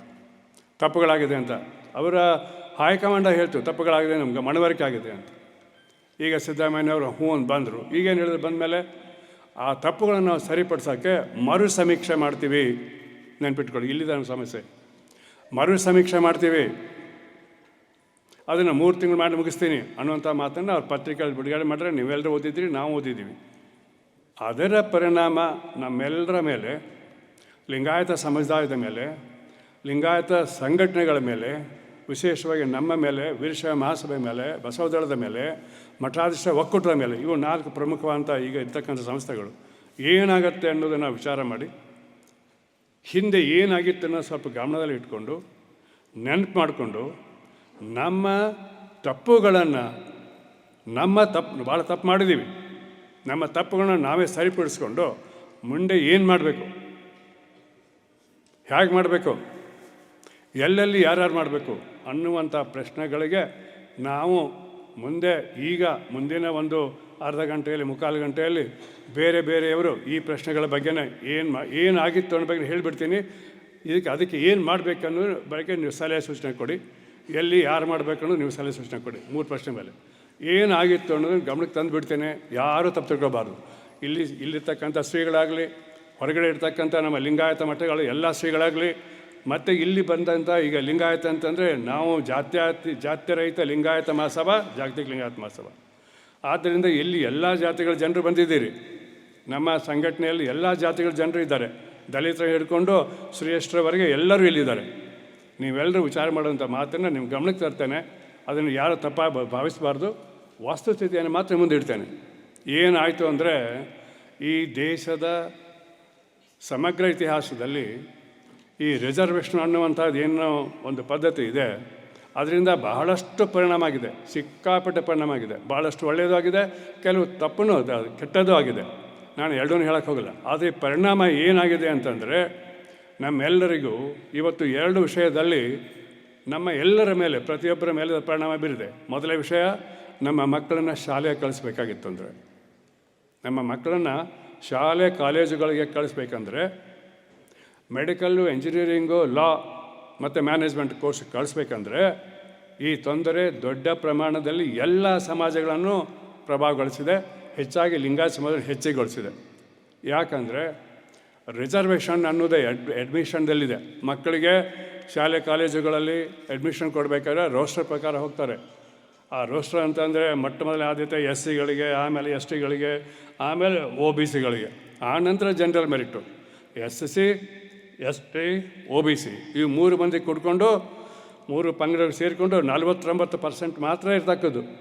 ಈಗಿನ ಒಂದು ನಿಯಮದ ಪ್ರಕಾರ 100 ಜಾಗ ಇದ್ದರೆ 49 ಜಾಗಗಳನ್ನು ಮಾತ್ರ SC, ST, OBC ಮತ್ತು ಈಗೇನು EBC ಅಂತ ಮತ್ತೊಂದು ಬಂದಿದೆ, ಅವೆಲ್ಲ ಸೇರಿಕೊಂಡು ಬರೀ 49% ತೊಗೊಳ್ಬೇಕು. 51% ಜನರಲ್ ಮೆರಿಟಿಗೆ ಹೋಗಬೇಕು. ಅಲ್ಲಿ ಯಾವ ಜಾತಿನೂ ಇರೋದಿಲ್ಲ. ಅಲ್ಲಿ ಜನರಲ್ ಮೆರಿಟ್ ಅಂದರೆ ಜಾತಿ ಇಲ್ಲದೆ ನಿಮ್ಮ ಮೆರಿಟ್ ಮೇಲೆ ಮಾತ್ರ ಸೀಟ್ ಕೊಡೋದು. 51 ಅಂದರೆ ಅರ್ಧಕ್ಕಿಂತ ಹೆಚ್ಚು ಆಗಿದ ಪದ್ಧತಿ ಇದೆ. ಹೀಗಾದರೆ ಏನಾಯಿತು ಅಂದರೆ, ಈಗ ನನ್ನ ಮಗ ಎಂಜಿನಿಯರ್ ಆಗಬೇಕು, ನನ್ನ ಮಗಳು ಡಾಕ್ಟರ್ ಆಗಬೇಕು, ಮತ್ತು ಮಗ ದೊಡ್ಡ ಲಾ ಕಾಲೇಜುಗಳಲ್ಲಿ, ಅಂದರೆ ಸ್ಪೆಷಲ್ ಲಾ ಕಾಲೇಜುಗಳಿದೆ, ಈ ಸಾದಾ ಲಾ ಕಾಲೇಜುಗಳೆಲ್ಲ, ಅಲ್ಲಿ ಕೂಡ ರಿಸರ್ವೇಷನ್ ಇದೆ. ಅಲ್ಲಿ ಆಗಬೇಕು, ದೊಡ್ಡ ಲಾಯರ್ ಆಗಬೇಕು, ದೊಡ್ಡ ಮ್ಯಾನೇಜರ್ ಆಗಬೇಕಂತಿದ್ರೆ ರಿಸರ್ವೇಷನ್ ಪ್ರಕಾರ ಆಗಬೇಕು. ಅನೇಕ ಸಲ ಏನಾಗುತ್ತೆ, ನೀನು ಮುಂದುವರೆದಂಥ ಜಾತಿಯವನು, ನೀನು ಲಿಂಗಾಯತ, ನೀನು ಜಂಗಮ, ನೀನು ಬೇಡ ಹೆಸರಲ್ಲಿ ಬರ್ತದೆ, ನೀನು ಬ್ರಾಹ್ಮಣ, ಹೀಗೆಲ್ಲ ಬಂದಾಗ ನಿಮಗೆ ಅಡ್ಮಿಷನ್ ಜನರಲ್ಲೇ ಸಿಗೋದು, ರಿಸರ್ವೇಷನ್ ಇಲ್ಲ. ಎಲ್ಲ ಮಕ್ಕಳಿಗೆ 100ಕ್ಕೆ 100 ಮಾರ್ಕ್ಸ್ ತೊಗೊಳಕ್ಕಾಗೋದಿಲ್ಲ. 95 ಮಾರ್ಕ್ಸ್ ತೊಗೊಂಡ್ರೂ ಕೂಡ ಅನೇಕ ಸಲ ಸಿಗಲಿಕ್ಕಿಲ್ಲ. ಹೀಗಾದಾಗ ಏನಾಗುತ್ತೆ, ನಮಗೆಲ್ಲರಿಗೂ ನಿರಾಶೆ ಆಗುತ್ತೆ, ಮಕ್ಕಳಿಗೂ ಆಗುತ್ತೆ. ಆದ್ದರಿಂದ ನಮಗೆಲ್ಲ ಈಗೇನಾಗಿದೆ, ಶಿಕ್ಷಣದಲ್ಲಿ ತೊಂದರೆಯಿಂದ ಎಲ್ಲರೂ ರಿಸರ್ವೇಷನ್ ಪಡ್ಕೊಳ್ಬೇಕಂತ ಎಲ್ಲ ಜಾತಿಗಳು ಹೋರಾಡ್ತಾಯಿವೆ, ಹಾರಾಡ್ತಾಯಿವೆ, ಸಂಘಟನೆ ಮಾಡ್ತಾಯಿದ್ದಾವೆ, ನಡೆದಿದೆ. ಇದು ಇನ್ನು ಈಗಂತೂ ಭಾಳ ಉಗ್ರ ಆಗಿದೆ. OBC ಬಂದಮೇಲೆ, ಮೊದಲು OBC ಇರಲಿಲ್ಲ, ಕೇವಲ 22% ಮಾತ್ರ ಇತ್ತು. OBC ಬಂದಿದ್ದು 1992, ನಾನು 94 ನಂತರ VP ಸಿಂಗ್ ಅಂತಿದ್ದಾಗ ಮಂಡಲಾಗಿ ಬಂದು 94 ನಂತರ. ಮೊದಲೇ ಸಮಸ್ಯೆ ಇರಲಿಲ್ಲ. ಇವಾಗ OBC ಬಂದ ನಂತರ ದೊಡ್ಡ ಪ್ರಮಾಣದಲ್ಲಿ ತೊಂದರೆ ಆಗಿದೆ. ಸೊ ಆದ್ದರಿಂದ ನಮ್ಮಲ್ಲಿ ಏನು ಮಾಡ್ತಾಯಿದ್ದಾರೆ ಅಂದರೆ, ಭಾಳಷ್ಟು ಜನ ಒಂದು ತಪ್ಪು ಕಲ್ಪನೆಯಲ್ಲಿದ್ದಾರೆ. ಆ ತಪ್ಪು ಕಲ್ಪನೆ ಯಾಕೆ ಹೇಳ್ತೇನೆ ಆಮೇಲೆ ಬರ್ತೀನಿ, ಮೊದಲು ನಿಮಗೆ ಕೇಳ್ತೀನಿ ನೀವೇನು ಮಾಡಬೇಕಂತ. ಏನು ತಪ್ಪು ಕಲ್ಪನೆ ಇದೆ ಅಂದರೆ, ಈ ಜಾತಿಗಳು ಲಿಂಗಾಯತದಲ್ಲೂ ಇದ್ದಾವೆ. ಸುಮಾರು 101 ಜಾತಿಗಳಂತ ಹೇಳಿದರೆ ಕೂಡ 101 ಜಾತಿ ಇಲ್ಲ. ತಾವು ನೆನ್ಪು ಮಾಡ್ಕೊಳ್ಳಿ, ಮತ್ತೊಮ್ಮೆ ಹೇಳ್ತೀನಿ ನಿಮಗೆ. ಯಾಕಂದರೆ ಒಂದೇ ಜಾತಿಗೆ 4 ಹೆಸರಿದೆ. ಈಗ ಅಂಬಿಕಾ ಅಂತಾರೆ, ಏನಂತಾರೆ, ಗಂಗಾ ಮತ ಅಂತಾರೆ, ಸುಣ್ಗಾರ ಅಂತಾರೆ, ಅಂಬಿಗಾ ಅಂತಾರೆ, ಕೋಳಿ ಅಂತಾರೆ. ಅದು ಜಾತಿ ಇರೋದು ಒಂದೇ. ಅದು ಕೆಲವು ಕಡೆ ಕೋಳಿ ಅಂತಾರೆ, ಈ ಕಡೆ ಬೀದರ್ ಕಡೆ ಅದು. ಇನ್ನು ಕಡೆಗೆ ಚೌಧರಿ ಅಂತಾರೆ, ಗುಲ್ಬರ್ಗ ಕಡೆ ಅದು. ಇನ್ನು ಕೆಲವು ಕಡೆ ಅವ್ರಿಗೆ ಅಂಬಿಗಾ ಅಂತಾರೆ, ಇನ್ನು ಗಂಗಾ ಮತ್ತು ಹೆಸರು ಅಂತಾರೆ, ಇನ್ನು ಕಡೆ ಸುಣ್ಗಾರ ಅಂತಾರೆ. ಇವೆಲ್ಲ ಜಾತಿಗಳು ಬೇರೆ ಬೇರೆ ಹೆಸರುಗಳು ಒಂದೇ ಜಾತಿಗೆ, ಅದು ಅಂಬಿಗರ ಚೌಡಯ್ಯನ ಜಾತಿಗೆ. ಹೀಗಿರುವಾಗ ಅವು 5-6 ಶಬ್ದನ ಕೂಡಿಸ್ಬಿಟ್ರೆ ಒಂದೇ ಜಾತಿ ಇರೋದು. ಹಾಗೆ ನೀವು ಬೇರೆ ಬೇರೆ ಶಬ್ದ ಇಟ್ಕೊಂಡು ಹೋದರೆ 1-2 ಆಗ್ತವೆ. ಆದರೆ ಕೇವಲ ಜಾತಿಗಳನ್ನ ಸಪ್ರೇಟಾಗಿ ಹೆಸರುಗಳನ್ನ ಬದಿಗಿಟ್ಟು, ಹಾಗೆ ಬಸವಣ್ಣ ಹೇಳ್ತಾರಲ್ಲ, ದೇವನೊಬ್ಬ ನಾಮ ಹಲವು ಅಂತ, ಜಾತಿ ಒಂದು 4-6 ಹೆಸರು ಇರ್ತವೆ. ಇದು ಮಾಡಿದ್ರೆ 30 ಜಾತಿಗಳಾಗ್ತವೆ. ಇಷ್ಟೇ 30 ಜಾತಿ ಅಷ್ಟೇ ಆಗ್ತವೆ. ನೋಡಿದ್ದೀವಿ ನಾವು. ಈ ಅಗಸ ಅಂತಂದ್ರೆ ದೋಬಿ ಅಂತಾರೆ, ಅಗಸ ಅಂತಾರೆ, ಪರೀಟ್ ಅಂತಾರೆ, ಮಡಿವಾಳ ಮಾಸ್ತಿವನ ಜಾತಿಯವರು ಅಂತಾರೆ. ಇವೆಲ್ಲ ಬಿಟ್ಬಿಟ್ಟು ಅಗಸ ಇವರು ಒಬ್ಬನೇ. ಹೀಗೆ ಎಲ್ಲ ಜಾತಿಗಳ ಕಥೆಯೂ ಹೀಗೆ ಇದೆ. ಸೊ ಆದ್ದರಿಂದ ಇವ್ರು ಏನು ಮಾಡ್ತಾಯಿದ್ದಾರೆ, ಹಿಂದೂ ಗಾಣಿಗ, ಹಿಂದೂ ಮಡಿವಾಳ, ಹಿಂದೂ ರೆಡ್ಡಿ, ಹಿಂದೂ ಅಂತ ಬರ್ಸಿದ್ರೆ ರಿಸರ್ವೇಷನ್ ಸಿಗ್ತದೆ, ಲಿಂಗಾಯತ ಅಂತ ಬರೆದ್ರೆ ಸಿಗೋದಿಲ್ಲ ಅನ್ನೋ ಕಲ್ಪನೆಯಲ್ಲಿ 18 ಜಾತಿಗಳು, ಅವ್ರ ಹೆಸರನ್ನ ಹೇಳಬೇಕಲ್ಲ, ನಿಮ್ಗೆ ಗೊತ್ತಿದೆ. 18 ಜಾತಿಗಳ ಜನ ಹಿಂದೂ ಅಂತ ಬರ್ಸಿದ್ದಾರೆ. 18 ಜಾತಿಗಳ ಜನ. ನಾನು ಆಗಲೇ ನಿಮಗೆ ಹೇಳಿದೆ, ಒಟ್ಟು ಜಾತಿಗಳನ್ನ ಜಾತಿ ಅಂತ ನೋಡಿ ತಗೊಂಡ್ಬಿಟ್ರೆ 30-35 ಜಾತಿ ಇದೆ. ಅದರೊಳಗೆ ಅರ್ಧದಷ್ಟು ಜಾತಿ ಜನ ಲಿಂಗಾಯತ ಅಂತ ಬಸ್ಲೇ ಇಲ್ಲ. ನಮ್ಮ ಕಡೆ ದಾಖಲೆ ಇದೆಯಾ? ನಾನು ಮಾತಾಡಬೇಕಾದ್ರೆ ದಾಖಲೆ ಮಾತಾಡೋದಿಲ್ಲ. ಯಾವ ಸಮಾಜಗಳು ತಮ್ಮ ಕರಪತ್ರನ ಹೊರಡಿಸಿದ್ದಾರೆ, ನಿರ್ಧಾರ ಮಾಡಿ ಮನೆ ಮನೆಗೆ ಹೋಗಿ ಹೇಳಿ ಬಂದಿದ್ದಾರೆ. ಆ ಕರಪತ್ರಗಳು ನನ್ನ ಹತ್ರ ಇದೆ, ಕರಪತ್ರ ನನ್ನ ಹತ್ರ ಇದೆ. ಯಾಕೆ ನನ್ನ ಹತ್ರ ಇದೆ ಅಂದರೆ, ಸರ್ಕಾರದ ಈ ಕ್ರಮವನ್ನು ವಿರೋಧಿಸಿದ ಮೊದಲೇ ಲೇಖಕ ನಾನು. ಆಮೇಲೆ ಅದ್ರ ಬಗ್ಗೆ 45 ಮಂದಿ ಬರೆದ್ರು, ಪರವಾಗಿ ವಿರುದ್ಧವಾಗಿ. ಆದರೆ ನಾನು ಎಲ್ಲನೂ ಕಲೆಕ್ಟ್ ಮಾಡಿಕೊಂಡಿದ್ದೀನಿ. ನಾನು ಅದಕ್ಕೆ ಆ ಜಾತಿಗಳ ಹೆಸರನ್ನು ಹೇಳಿ ಯಾರಿಗೆ ಎಂಬ್ರಾಸ್ ಮಾಡುವ, ಮುಜುಗರ ಮಾಡುವ ಉದ್ದೇಶ ನನಗಿಲ್ಲ. ಆದರೆ ನೀವೆಲ್ಲರೂ ಇಲ್ಲಿದ್ದೀರಿ. ಕೆಲವು ನಮ್ಮಲ್ಲಿ ಶ್ರೀಗಳು ಇದ್ದಾರೆ, ಅವರು ಕೂಡ ತಪ್ಪು ಕಲ್ಪನೆಯಿಂದ ಈ ರೀತಿ ಹೊಂದಿದ್ದಾರೆ. ಅದರ ಬಗ್ಗೆ ನಾವು ಕೆಲವು ಮಾಹಿತಿ ನೀಡಬೇಕಾಗಿದೆ. ನಾನು ಅದು ನೀಡೋದಿಲ್ಲ, ಕೊನೆಗೆ ನಿಮ್ಮ ಸಲಹೆ ಸೂಚನೆಗಳು ನೀಡ್ತೀನಿ. ಸೊ ಈಗ ಸಾಮಾನ್ಯವಾಗಿ 1919ರಿಂದ ಅಂದರೆ ಮೊದಲೇ ರಿಸರ್ವೇಷನ್ ಕಮಿಟಿ ಏನಾಯಿತು, 1918ರಲ್ಲಿ ಆಯಿತು, 17ರಲ್ಲಿ ಆಯಿತು, 18ಕ್ಕೆ ಅದು ಮುಗೀತು, 19ಕ್ಕೆ ಜಾರಿಯಲ್ಲಿ ಬಂತು ಮೈಸೂರು ರಾಜ್ಯದಲ್ಲಿ. ಅವಾಗ ಡಿಪ್ರೆಸ್ ಕ್ಲಾಸ್ ಅಂತಿದ್ದು, ಇವಾಗ ರಿಸರ್ವೇಷನ್ ಇರಲಿಲ್ಲ, ಇವರು ಬಂದಿರೋದು ಇವೆಲ್ಲ ಸ್ವಾತಂತ್ರ್ಯ ಬಂದ ಮೇಲೆ. ಡಿಪ್ರೆಸ್ ಕ್ಲಾಸ್ ಆದಾಗ 75% ರಿಸರ್ವೇಷನ್ ಇತ್ತು, 25% ಬ್ರಾಹ್ಮಣರಿಗಿಟ್ಟು. 75 ನಾವು ಇದ್ದೀವಿ, ಎಲ್ಲರೂ ಲಿಂಗಾಯತದ ಎಲ್ಲರೂ ಇದ್ದರು. ಆ ಪದ್ಧತಿ ಬಂದ ಮೇಲೆ ಇಲ್ಲಿವರೆಗೆ ನಾವು ಲಿಂಗಾಯತದಿಂದ ಬರೆಸ್ತಿದ್ದೀವಿ. ಆ ನಂತರ ನಾಗನಗೌಡ ಕಮಿಟಿ ಬಂತು, ಆಮೇಲೆ ನಮ್ಮ ಯಾವುದದು ಅವನರ ಕಮಿಟಿ ಬಂತು, ಚಿನ್ನಪ್ಪ ರೆಡ್ಡಿ ಕಮಿಟಿ ಬಂತು. ಇವರೆಲ್ಲರೂ ಎಲ್ಲ ಜಾತಿಗಳ ಸರ್ವೆ ಮಾಡಿದ್ದಾರೆ.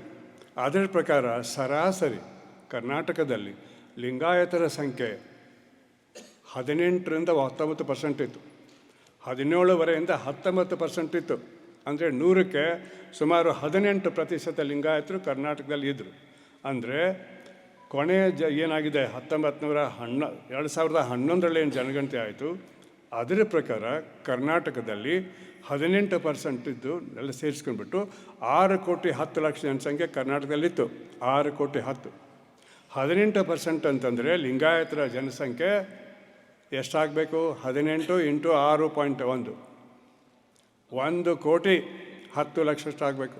1,10,00,000 ಇದು ಎಕ್ಸ್ಪೆಕ್ಟೇಷನ್ ಮೊದಲಿಂದ ಇರೋದು, ಮೊದಲಿಂದ ಗೊತ್ತಿರೋದು, ಎಲ್ಲ ಕಮಿಷನರ್ಗಳು ಹೇಳಿದ್ದು.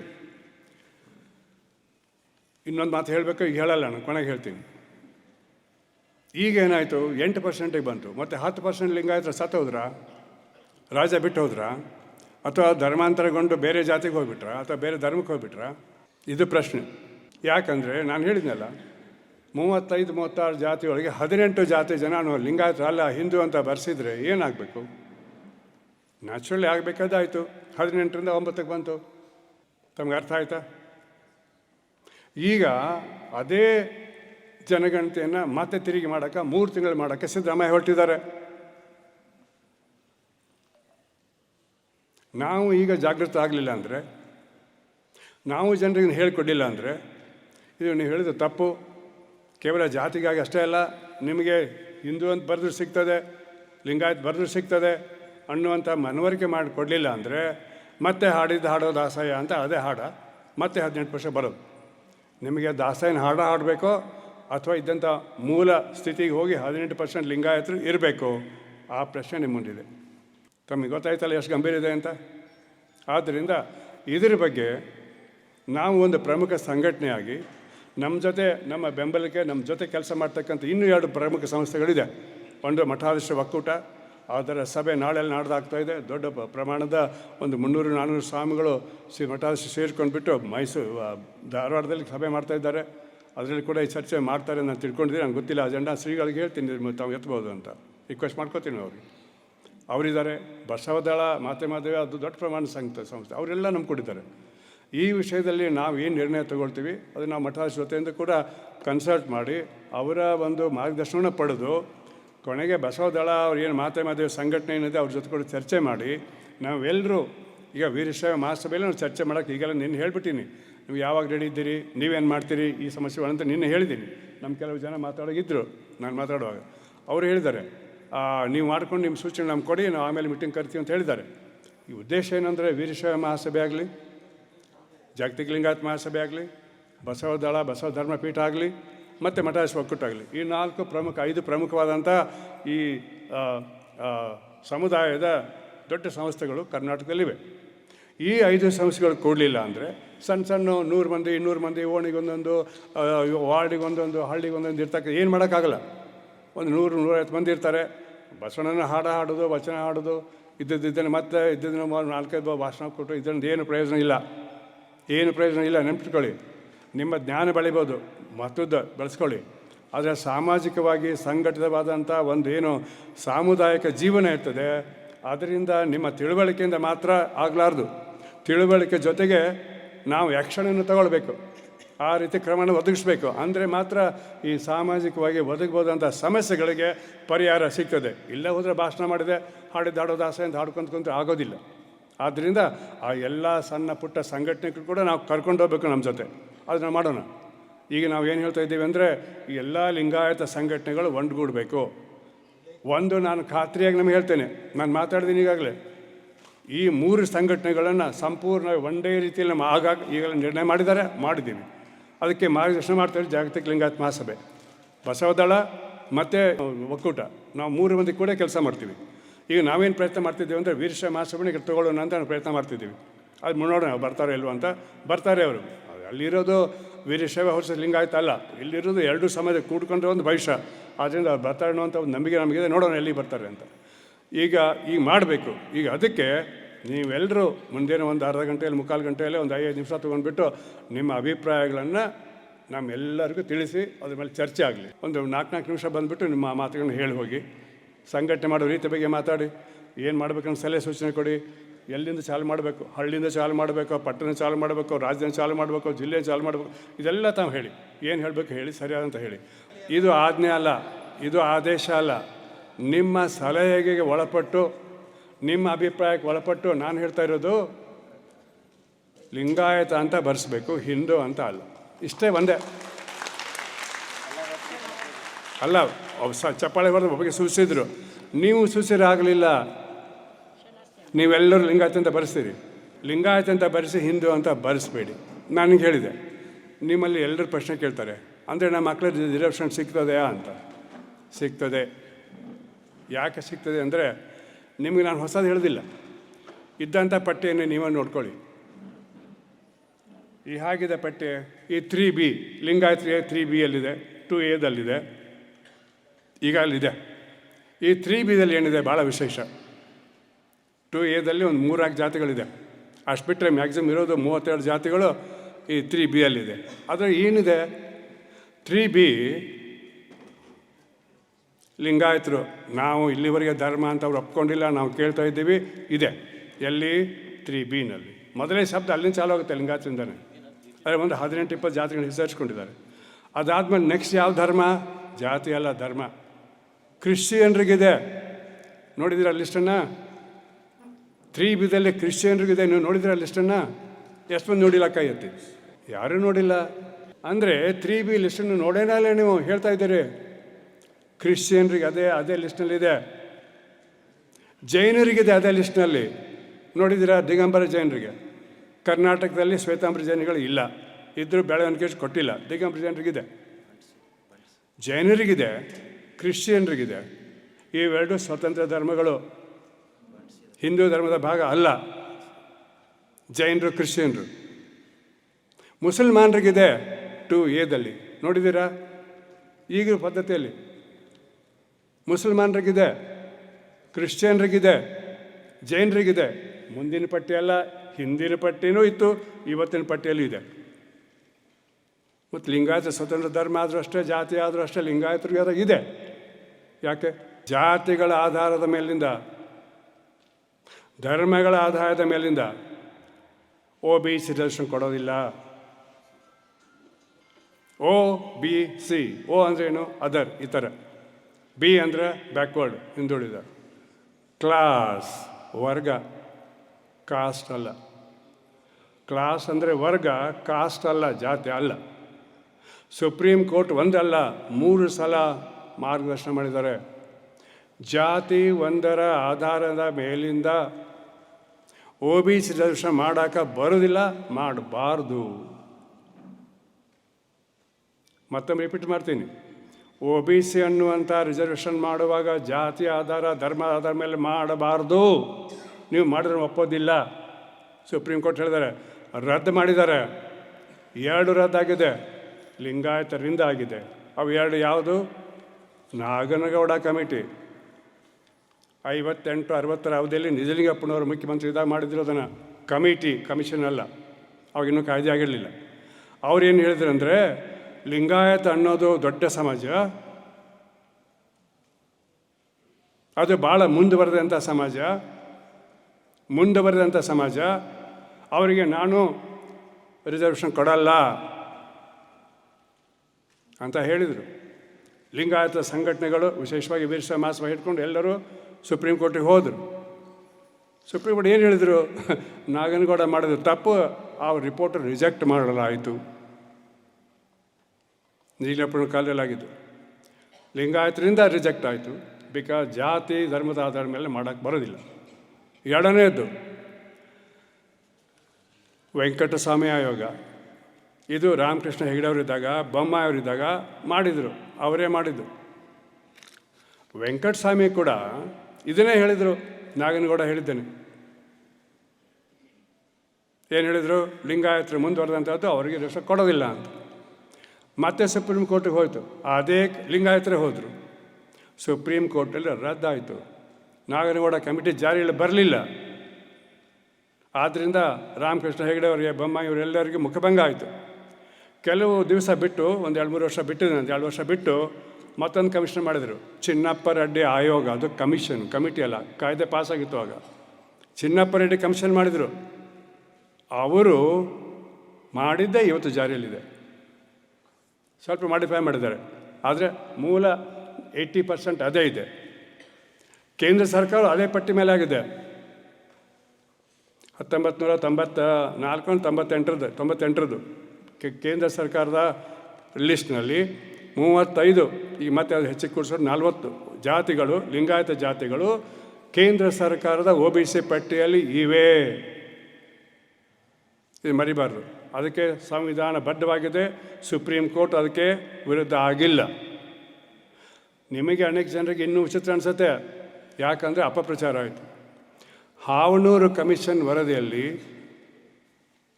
ದೇವರಾಜ ಕಾಲೇ ಮಾಡಿದರು, 48 ಲಿಂಗಾಯತ ಜಾತಿಗಳಿಗೆ ರಿಸರ್ವೇಷನ್ ಇತ್ತು. ನೀವು ಭಾಳಷ್ಟು ಲಿಂಗಾಯತ ಏನು ಕೂತಿದ್ದೀರಿ, ಬೇರೆ ಬೇರೆ ಉನ್ನತ ವರ್ಗದ ಲಿಂಗಾಯತ ಜಾತಿಗಳವರೇ ಇದ್ದೀರಿ, ನಿಮಗೆ ಸರಿ ಬರಲಿಲ್ಲ. ನೀವೆಲ್ಲರೂ ಏನು ಮಾಡಿದಿರಿ? ವೀರಶೈವ ಮಹಾಸಭಾ ಹೇಳ್ತೇವೆ ವಿರೋಧ ಮಾಡ್ತೀವಿ. ಏನೂ ಆಗಲಿಲ್ಲ, ವಿರೋಧ ಮಾಡಿದರು. ಯಾಕಂದರೆ ಲಿಸ್ಟ್ ಇದ್ದಿಲ್ಲ, 48 ಜಾತಿಗಳಿದ್ದಾರಲ್ಲ. ಅಲ್ಲಿ ಏನು ಹಾವನೂರು ಹೇಳಿದರು, ಈಗ ಯಾರು ಲಿಂಗಾಯತ ಸ್ವತಂತ್ರ ಧರ್ಮದ ಬಗ್ಗೆ ಯಾರು ಮಾತಾಡಬೇಕಾಯ್ತು ಅಂದರೆ 2 ಕಮಿಷನ್ ರಿಪೋರ್ಟನ್ನು ಓದಬೇಕು. ರಿಸರ್ವೇಷನ್ ಬಿಡಿ, ಸ್ವತಂತ್ರ ಧರ್ಮದ ಬಗ್ಗೆ ನೀವೇನಾದರೂ ಯಾರು ಮಾತಾಡಬೇಕಾಗಿತ್ತು ಅಂದರೆ ಈ 2 ಕಮಿಷನ್ ರಿಪೋರ್ಟ್ಗಳನ್ನ ಓದಿ. ಹಾವನೂರು ಕಮಿಷನ್ನ ರಿಪೋರ್ಟಿನ 6 ಅಧ್ಯಾಯಗಳಲ್ಲಿ 6 ಕಡೆ ಹೇಳಿದ್ದಾರೆ. 6 ಕಡೆ ಹಾವನೂರು ಹೇಳಿದ್ದಾರೆ, ಈ ಲಿಂಗಾಯತ ಸಮುದಾಯದಿಂದ ಕರ್ನಾಟಕದಲ್ಲಿ ಸಾಮಾಜಿಕ ನ್ಯಾಯ ಸಾಧ್ಯವಾಗಿದೆ ಅಂತ ಹೇಳಿದ್ದಾರೆ. ಸಾಮಾಜಿಕ ನ್ಯಾಯ ಇಡೀ ದೇಶದಲ್ಲಿ ಪ್ರಥಮ ಸಲ ಆಗಿದ್ದು ಕರ್ನಾಟಕ ಮಹಾರಾಜರ ಮೈಸೂರಲ್ಲಿ 1918ರಲ್ಲಿ. ಅದಕ್ಕೆ ಬೆನ್ನೆಲುವಾಗಿ ನಿಂತವರು ಯಾರು ಗೊತ್ತಾ? ಮೈಸೂರು ಮಹಾದೇವನವರು, ಶ್ರೀ ಎಂ ಬಸವಯ್ಯನವರು. ಎಂ ಅಂದರೆ ಮೈಸೂರು ಬಸವಯ್ಯನವರು, ದೊಡ್ಡ ವಕೀಲರು, ಭಾಳ ಸಣ್ಣ ವಯಸ್ಸು, ದೊಡ್ಡ ವಕೀಲರು. ಪೂರ ನಾನ್ ಬ್ರಾಹ್ಮಣ್ ಎಲ್ಲರೂ, ಒಕ್ಕಲಿಗರನ್ನು, ಲಿಂಗಾಯತರನ್ನು, ಮುಸಲ್ಮಾನರನ್ನು ಎಲ್ಲರನ್ನು ಒಗ್ಗೂಡಿಸಿ ಅಲ್ಲಿ ಕೇವಲ ಮುಂದುವರೆದ ಹಿಂದುಳಿದಂತ ಮಾಡಿ 75% ರಿಸರ್ವೇಷನ್ ತೊಗೊಂಡ್ರು ಫಸ್ಟ್ ಟೈಮ್. ಅದು ಲಿಂಗಾಯತರಿಂದ ಆಗಿದ್ದೆ ಅಂತ ಹಾವನೂರು ಕಮಿಷನರ್ ಮೊದಲೇ ಅಧ್ಯಾಯದಲ್ಲಿ ಹೇಳಿದ್ದಾರೆ, ಇದು ಕರ್ನಾಟಕದ ಹೆಮ್ಮೆ ಅಂತ. ಅದನ್ನೇ ಮಂಡಲ ಆಯೋಗದವರು ಹೇಳಿದ್ದಾರೆ ಲಿಂಗಾಯತರ ಹೆಸರಿನಲ್ಲಿ. ಅಷ್ಟಲ್ಲದೆ ಇನ್ನೂ 5 ಚಾಪ್ಟರ್ಗಳಲ್ಲಿ ಹಾವನೂರು ಕಮಿಷನ್ದವರು ಇದು ಹೇಗೆ ಶ್ರೇಷ್ಠ ಅನ್ನೋದನ್ನು ಕಂಪೇರ್ ಮಾಡಬೇಕಾದ್ರೆ ಸಿಖ್ಖರಿಗೆ ಮಾಡಿದ್ದಾರೆ, ಸಿಖ್ಖರಿಗೆ ಕಂಪೇರ್ ಮಾಡಿದ್ದಾರೆ. ಇನ್ನೂ ಬಂದಿದೆ, ಅದು ಧರ್ಮಕ್ಕೆ ಸಂಬಂಧಪಟ್ಟಂಗೆ. ಹಾವನೂರು ಕಮಿಷನ್ದ ನಮಗೆ ತೊಂದರೆ ಆಗಿಲ್ಲ, ಉನ್ನತ ಲಿಂಗಾಯತರಿಗೆ ತೊಂದರೆ ಆಗಿದೆ, ಉಳಿದವರು ಆಗಿಲ್ಲ. ಮುಂದೆ ಚಿನ್ನಪ್ಪ ರೆಡ್ಡಿ ಬಂದಾಗ ಅವ್ರು ಇನ್ನೂ ಒಂದು ಹೆಜ್ಜೆ ಮುಂದೆ ಹೋದರು. ಅವ್ರು ಏನು ಹೇಳ್ತಾರೆ ಮೊದಲು ಹೇಳ್ತೀನಿ ನೋಡಿ. ಲಿಂಗಾಯತರ ಬಗ್ಗೆ ನಾವು ಮಾತಾಡಬೇಕಾಗಿತ್ತು ಅಂದರೆ ನಮಗೆ ವಿಚಿತ್ರ ಸಮಸ್ಯೆ ಎದುರಾಗತ್ತೆ. ಅವ್ರು ಬರೀತಾರೆ, ಸುಪ್ರೀಂ ಕೋರ್ಟ್ ಜಡ್ಜ್ ಅವರು ಏನಂದರೆ, ಲಿಂಗಾಯತರಲ್ಲಿ ಜಾತಿನ ಇಲ್ಲ, ಲಿಂಗಾಯತ ಅಂದರೆ ಜಾತಿ ಇಲ್ಲ ಅಂತ ಅರ್ಥ. ಆದರೆ ಅಲ್ಲಿ ಜಾತಿಗಳಿವೆ. ಅವರ ಸಂಘಟನೆ ವೀರಶೈವ ಮಹಾಸಭಾ ಕೊಟ್ಟಂಥ ಒಂದು ಮನವಿಯಲ್ಲಿ ಈ ಜಾತಿಗಳು ಇಷ್ಟ ಕೊಟ್ಟಿದ್ದಾರೆ ಅವರು. ಅಂದರೆ ಅದರ ಜಾತಿ ಇದೆ ಅಂತ ಅರ್ಥ ನೋಡಿ. ಅವ್ರು ಹೆಂಗೆ ಹೇಳ್ತಾರೆ, ಜಾತಿ ಇರಬಾರ್ದು, ಇಲ್ಲ, ಆದರೆ ಇದೆ. ಈ ಜಾತಿಗಳಲ್ಲಿ ಕೆಲವರು ಮುಂದುಳಿದ್ದಾರೆ, ಕೆಲವರು ಹಿಂದುಳಿದವರು, ಕೆಲವು ಮಧ್ಯಮಿದ್ದಾರೆ. ಯಾರು ಹಿಂದುಳಿದಾರೋ ಅವರಿಗೆ ರಿಸರ್ವೇಷನ್ ಕೊಡಬೇಕಾಗಿದ್ದು ಸರ್ಕಾರದ ಕರ್ತವ್ಯ ಅಂತ ಹೇಳಿದ್ದಾರೆ ಅಲ್ಲಿ.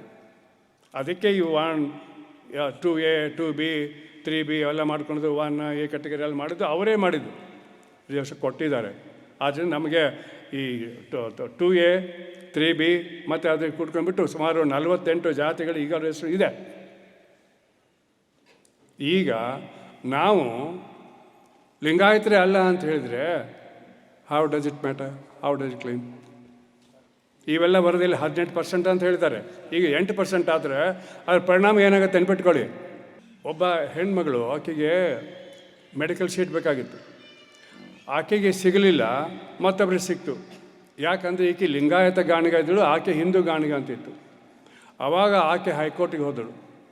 ಗಾಣಿಗ ಹಿಂದೂ ಇರಲಿ ಲಿಂಗಾಯತ ಇರಲಿ, ಗಾಣಿಗ ಅಂದರೆ ಗಾಣಿಗ, ಯಾಕೆ ಸಿಕ್ಕಿಲ್ಲ ಅಂತ ಹೈಕೋರ್ಟ್ ಹೇಳ್ತೇವೆ. ಅದನ್ನು ಇದೇ ಪಾಯಿಂಟ್ ಹೇಳ್ತೇವೆ. ಗಾಣಿಗ ಹಿಂದೂದಲ್ಲಿರಲಿ ಲಿಂಗಾಯತರಲ್ಲಿ, ಗಾಣಿಗ ಅಂದರೆ ಗಾಣಿಗ ಹಿಂದುಳಿದವ್ರೆ ಕೊಡಬೇಕಂತ ಆರ್ಡರ್ ಆಯಿತು. ಆ ಎಮ್ ಐ ಡಾಕ್ಟ್ರಿಗಿದ್ದಾಳೆ ಈಗ, 2 ಪೇಸ್ ಕೇಸ್ ಅದು. ಅದೇ ರೆಡ್ಡಿ ಹಾಗೆ ಇದೆ, ಸಾದರು ಹಾಗೆ ಇದೆ, ಬಾಣಸಿಗರು ಹಾಗೆ ಇದೆ. ಇಲ್ಲಿ ಬರೋದು ಕೇವಲ ಜಾತಿ ಲಿಂಗಾಯತ ಅಥವಾ ಹಿಂದೂ. ಲಿಂಗಾಯತದಲ್ಲಿ ಇದೆ, ಹಿಂದೂದಲ್ಲಿ ಇದೆ. ನೀವು ಎರಡೂ ಕಡೆ ಇದ್ದರೆ ನೀವು ಲಿಂಗಾಯತ ಅಂತ ಬರ್ಸಿ ಏನು ತೊಂದರೆ ಆಗೋಲ್ಲ. 2 ಹೈಕೋರ್ಟ್ ಆರ್ಡ್ರ್ ಇದೆ. ನಾ ಹೈಕೋರ್ಟ್ ಆರ್ಡ್ರನ್ನ ಕಾಪಿ ಮಾಡಿ ಎಲ್ಲರಿಗೂ ಹಂಚಿಬಿಡ್ತೀನಿ, ನೀವೇ ತೊಗೊಂಡ್ಬಿಡಿ. ಹಾಗೆ ತಗೊಳ್ತಾ ಇದ್ದಾರೆ ಈಗ. ಆದರೆ ನಮ್ಮ ಕೆಲವು ಜನರು ತಪ್ಪು ಕಲ್ಪನೆ ಇದೆ ಅಂದರೆ ಲಿಂಗಾಯತರು ಅಂದರೆ ಸಿಗೋದಿಲ್ಲ ಅಂತ. ಅದು ಸರಿ ಅಲ್ಲ. ಅದಕ್ಕೆ ನಾವು ಇವತ್ತು ತಾವೆಲ್ಲರೂ ಒಪ್ಪಿಗೆ ಕೊಟ್ಟರೆ, ನಮ್ಮಲ್ಲಿ ಎಮಿನೆಂಟ್ ವಕೀಲರಿದ್ದಾರೆ. ನಮ್ಮ ಜಡ್ಜ್ ಸಾಹೇಬರು, ಅವರು ಜಡ್ಜ್ ಅವರೇ ಇದ್ದಾರೆ ಇಲ್ಲಿ, ನಮ್ಮ ಅಧ್ಯಕ್ಷ ವಹಿಸಿದವರು. ಇನ್ನೂ 3 ಜನ ಜಡ್ಜ್ಗಳು ನಮ್ಗೆ ಕೊಟ್ಟಿದ್ದಾರೆ. ಹೈಕೋರ್ಟ್ ಜಡ್ಜ್ಗಳು ಒಂದು 2 ಇದ್ದಾರೆ. ಇವರೆಲ್ಲರೂ ಕೂತ್ಕೊಂಡು ಕಮಿಟಿ ಮಾಡ್ತೀವಿ, ಲೀಗಲಿ ನೀವೇ ಕೊಡಿ. ಲಿಂಗಾಯತ ಗಾಣಿಗ, ಲಿಂಗಾಯತ ರೆಡ್ಡಿ. ನನ್ನ ಪ್ರಶ್ನೆ, ಜಾತಿ ಕಾಲಮ್ನಲ್ಲಿ ಏನು ಬಳಸಬೇಕು? ಬುದ್ಧಿ ಜಾತಿ ಕಾಲಮ್ನಲ್ಲಿ ಇದ್ದಾಗ, ಎರಡೂ ಕಡೆ ಇದ್ದಾಗ, ನೀವು ಹಿಂದೂ ಲಿಂಗಾಯತರು ಅಥವಾ ಲಿಂಗಾಯತರು ಅನ್ನೋ ಪ್ರಶ್ನೆ ಬಂದಾಗ ಯಾವ ಜಾತಿನ ಲಿಂಗಾಯತನೇ ಅಷ್ಟೇ, ಮುಗೀತು ಅಷ್ಟೇ. ಲಿಂಗಾಯತನೇ ಆಯ್ತು. ನಮ್ಮ ಉದ್ದೇಶ ಕೊನೆಗಿರೋದು ಅದೇ, ಅಲ್ಲಿಗೆ ಬರಬೇಕು. ಈಗ ನಾವೇನು ಮಾಡ್ತೀವಲ್ಲ, ಬ್ರೆಕೆಟ್ನಲ್ಲಿ ಹಾಕಿಬಿಟ್ಟು ಬಣಜಿಗ, ಪಂಚಮಸಾಲಿ, ಜಂಗಮ ಇವೆಲ್ಲ ಹೋಗ್ಬೇಕು. ಜಾತಿ ಅಂತ ಒಪ್ಕೊಂಡಂಗಾಯ್ತಲ್ಲ ಬುದ್ಧಿ. ಇದು ಈ ಸಮಸ್ಯೆ ಭಾಳ ದೊಡ್ಡದಿದೆ. ಏನು ಅಂತಂದರೆ ಅದಕ್ಕೇನು ಚಿನ್ನಪ್ಪ ಸ್ವಲ್ಪ ಏನಾಗುತ್ತೆ, ದ್ವಂದ್ವತೆಯನ್ನು ನಾವು ಬದಲಾಯಿಸಬೇಕು. ಜಾತಿ ಕಾಲಮ್ನಲ್ಲಿ ಉಪಪಂಗಡ ಎಲ್ಲರಿಗೂ ಇದೆ. ಉಪಪಂಗಡ ಬಳಸಬೇಕು ಅಥವಾ ಲಿಂಗಾಯತ ಅಂತ ಬಳಸಬೇಕು ಅನ್ನೋದನ್ನು ಸ್ಪಷ್ಟಪಡಿಸಿ. ಬುದ್ಧಿ, ನಾನು ಅದೇ ಹೇಳ್ತಾ ಇರೋದು. ಚಿನ್ನಪ್ಪ ರೆಡ್ಡಿ ಆಯೋಗದವರು ಈ ಮಾತಿನ ತಮ್ಮ ಮಾತಿಗೆ ಉತ್ತರ ಕೊಟ್ಟಿದ್ದಾರೆ. ಅವ್ರು ಏನು ಹೇಳ್ತಾರೆ ಅಂದರೆ, ಲಿಂಗಾಯತದಲ್ಲಿ ಜಾತಿಗಳು ಇರಬಾರ್ದು, ಅದ್ರ ಇದೆ. ಆದ್ದರಿಂದ ಲಿಂಗಾಯತ ಜಾತಿಗಳಿಗೆ ಬಂದಾಗ ಅವರನ್ನು ನಾನು ಹಿಂದೂ ಜಾತಿಗಳಿಂದ ಬೇರ್ಪಡಿಸ್ತೇನೆ. ಹೇಗೆ ಬೇರ್ಪಡಿಸ್ತೇನೆ ಅಂತಂದರೆ, ಗಾಣಿಗ ಲಿಂಗಾಯತ ಬ್ರ್ಯಾಕೆಟ್, ಗಾಣಿಗ ಹಿಂದೂ ಬ್ರ್ಯಾಕೆಟ್, ಹೀಗೆ ಮಾಡಿ 18-20 ಜಾತಿಗಳಿಗೆ ಅವರು ಲಿಂಗಾಯತ ಇದ್ದರೆ ಲಿಂಗಾಯತ ಜಾತಿ ತೋರಿಸಿದ್ದಾರೆ, ಹಿಂದೂ ಇದ್ದರೆ ಹಿಂದೂ ಜಾತಿ ತೋರಿಸಿದ್ದಾರೆ, ಸಪ್ರೇಟ್ ತೋರಿಸಿದ್ದಾರೆ. ಆದರೆ ಹೈಕೋರ್ಟ್ನ ಮತ್ತು ಸುಪ್ರೀಂ ಕೋರ್ಟ್ನ ನಿರ್ಣಯ ಏನಿದೆ ಅಂದರೆ, ಎರಡೂ ಕಡೆ ಇರೋದ್ರಿಂದ ಅದು ಒಂದೇ ಅಷ್ಟೇ ಇರೋದು. ಬರೆಸುವಾಗ ಜಾತಿ ಬರೆಸ್ಬೇಕಾದ್ರೆ ಉದಿನ ಬ್ರ್ಯಾಕೆಟ್ ಲಿಂಗಾಯತ ಧರ್ಮನ ಬರೆದಿದ್ದಾರೆ, ಹಿಂದೂ ಧರ್ಮನ ಬರೆದಿದ್ದಾರೆ. ಈ ಈಗ ರೆಡ್ಡಿ ಗಾಣಿಗ ಸಾದರ್ ಅಂತ ಬಂದಾಗ ಲಿಂಗಾಯತ ಸಾದರ್, ಹಿಂದೂ ಸಾದರ್ ಅಂತ ಒಂದು ಜಾತಿ ಇದೆ ತುಮಕೂರಲ್ಲಿ. ಇರಲಿ, ನಾನು ಹೇಳೋದೇನೆಂದರೆ, ತಮ್ಮ ಪ್ರಶ್ನೆಗೆ ನಾನು ಉತ್ತರ ಕೊಡಬೇಕಾಗಿಲ್ಲ, ಚಿನ್ನಪ್ಪ ರೆಡ್ಡಿಯವರು ಕೊಟ್ಬಿಟ್ಟಿದ್ದಾರೆ. ಲಿಂಗಾಯತ ಜಾತಿಯಲ್ಲಿ ಆ ಜಾತಿ, ಲಿಂಗಾಯತಲ್ಲಿ ಆ ಜಾತಿ ಇದ್ದರೆ ನಾನು ಬ್ರ್ಯಾಕೆಟ್ನಲ್ಲಿ ಬರಿತೀನಿ ಲಿಂಗಾಯತ ಅಂತ. ಹಿಂದೂಗಳಲ್ಲಿ ಇದ್ದರೆ ಕೂಡ ನಾನು ಬ್ರ್ಯಾಕೆಟ್ನಲ್ಲಿ ಬರಿತೀನಿ ಹಿಂದೂ ಅಂತ ಸಪ್ರೇಟ್ ಮಾಡಿಬಿಟ್ಟಿದ್ದಾರೆ. ಈಗಿರೋದು ಹಾಗೇ ಇದೆ. ತಾವು ಅಕಸ್ಮಾತಾಗಿ ಭಾರತ ಸರ್ಕಾರ ಇನ್ನೂ ಭಾಳ ಸ್ಪಷ್ಟವಾಗಿದೆ. ಭಾರತ ಸರ್ಕಾರದ ಲಿಂಗಾಯತ ಲಿಸ್ಟ್ನಲ್ಲಿ ಲಿಂಗಾಯತ ಅಂತ ಬಿಟ್ಟು ಯಾವ ಜಾತಿ ಹೆಸರು ಇಲ್ಲ.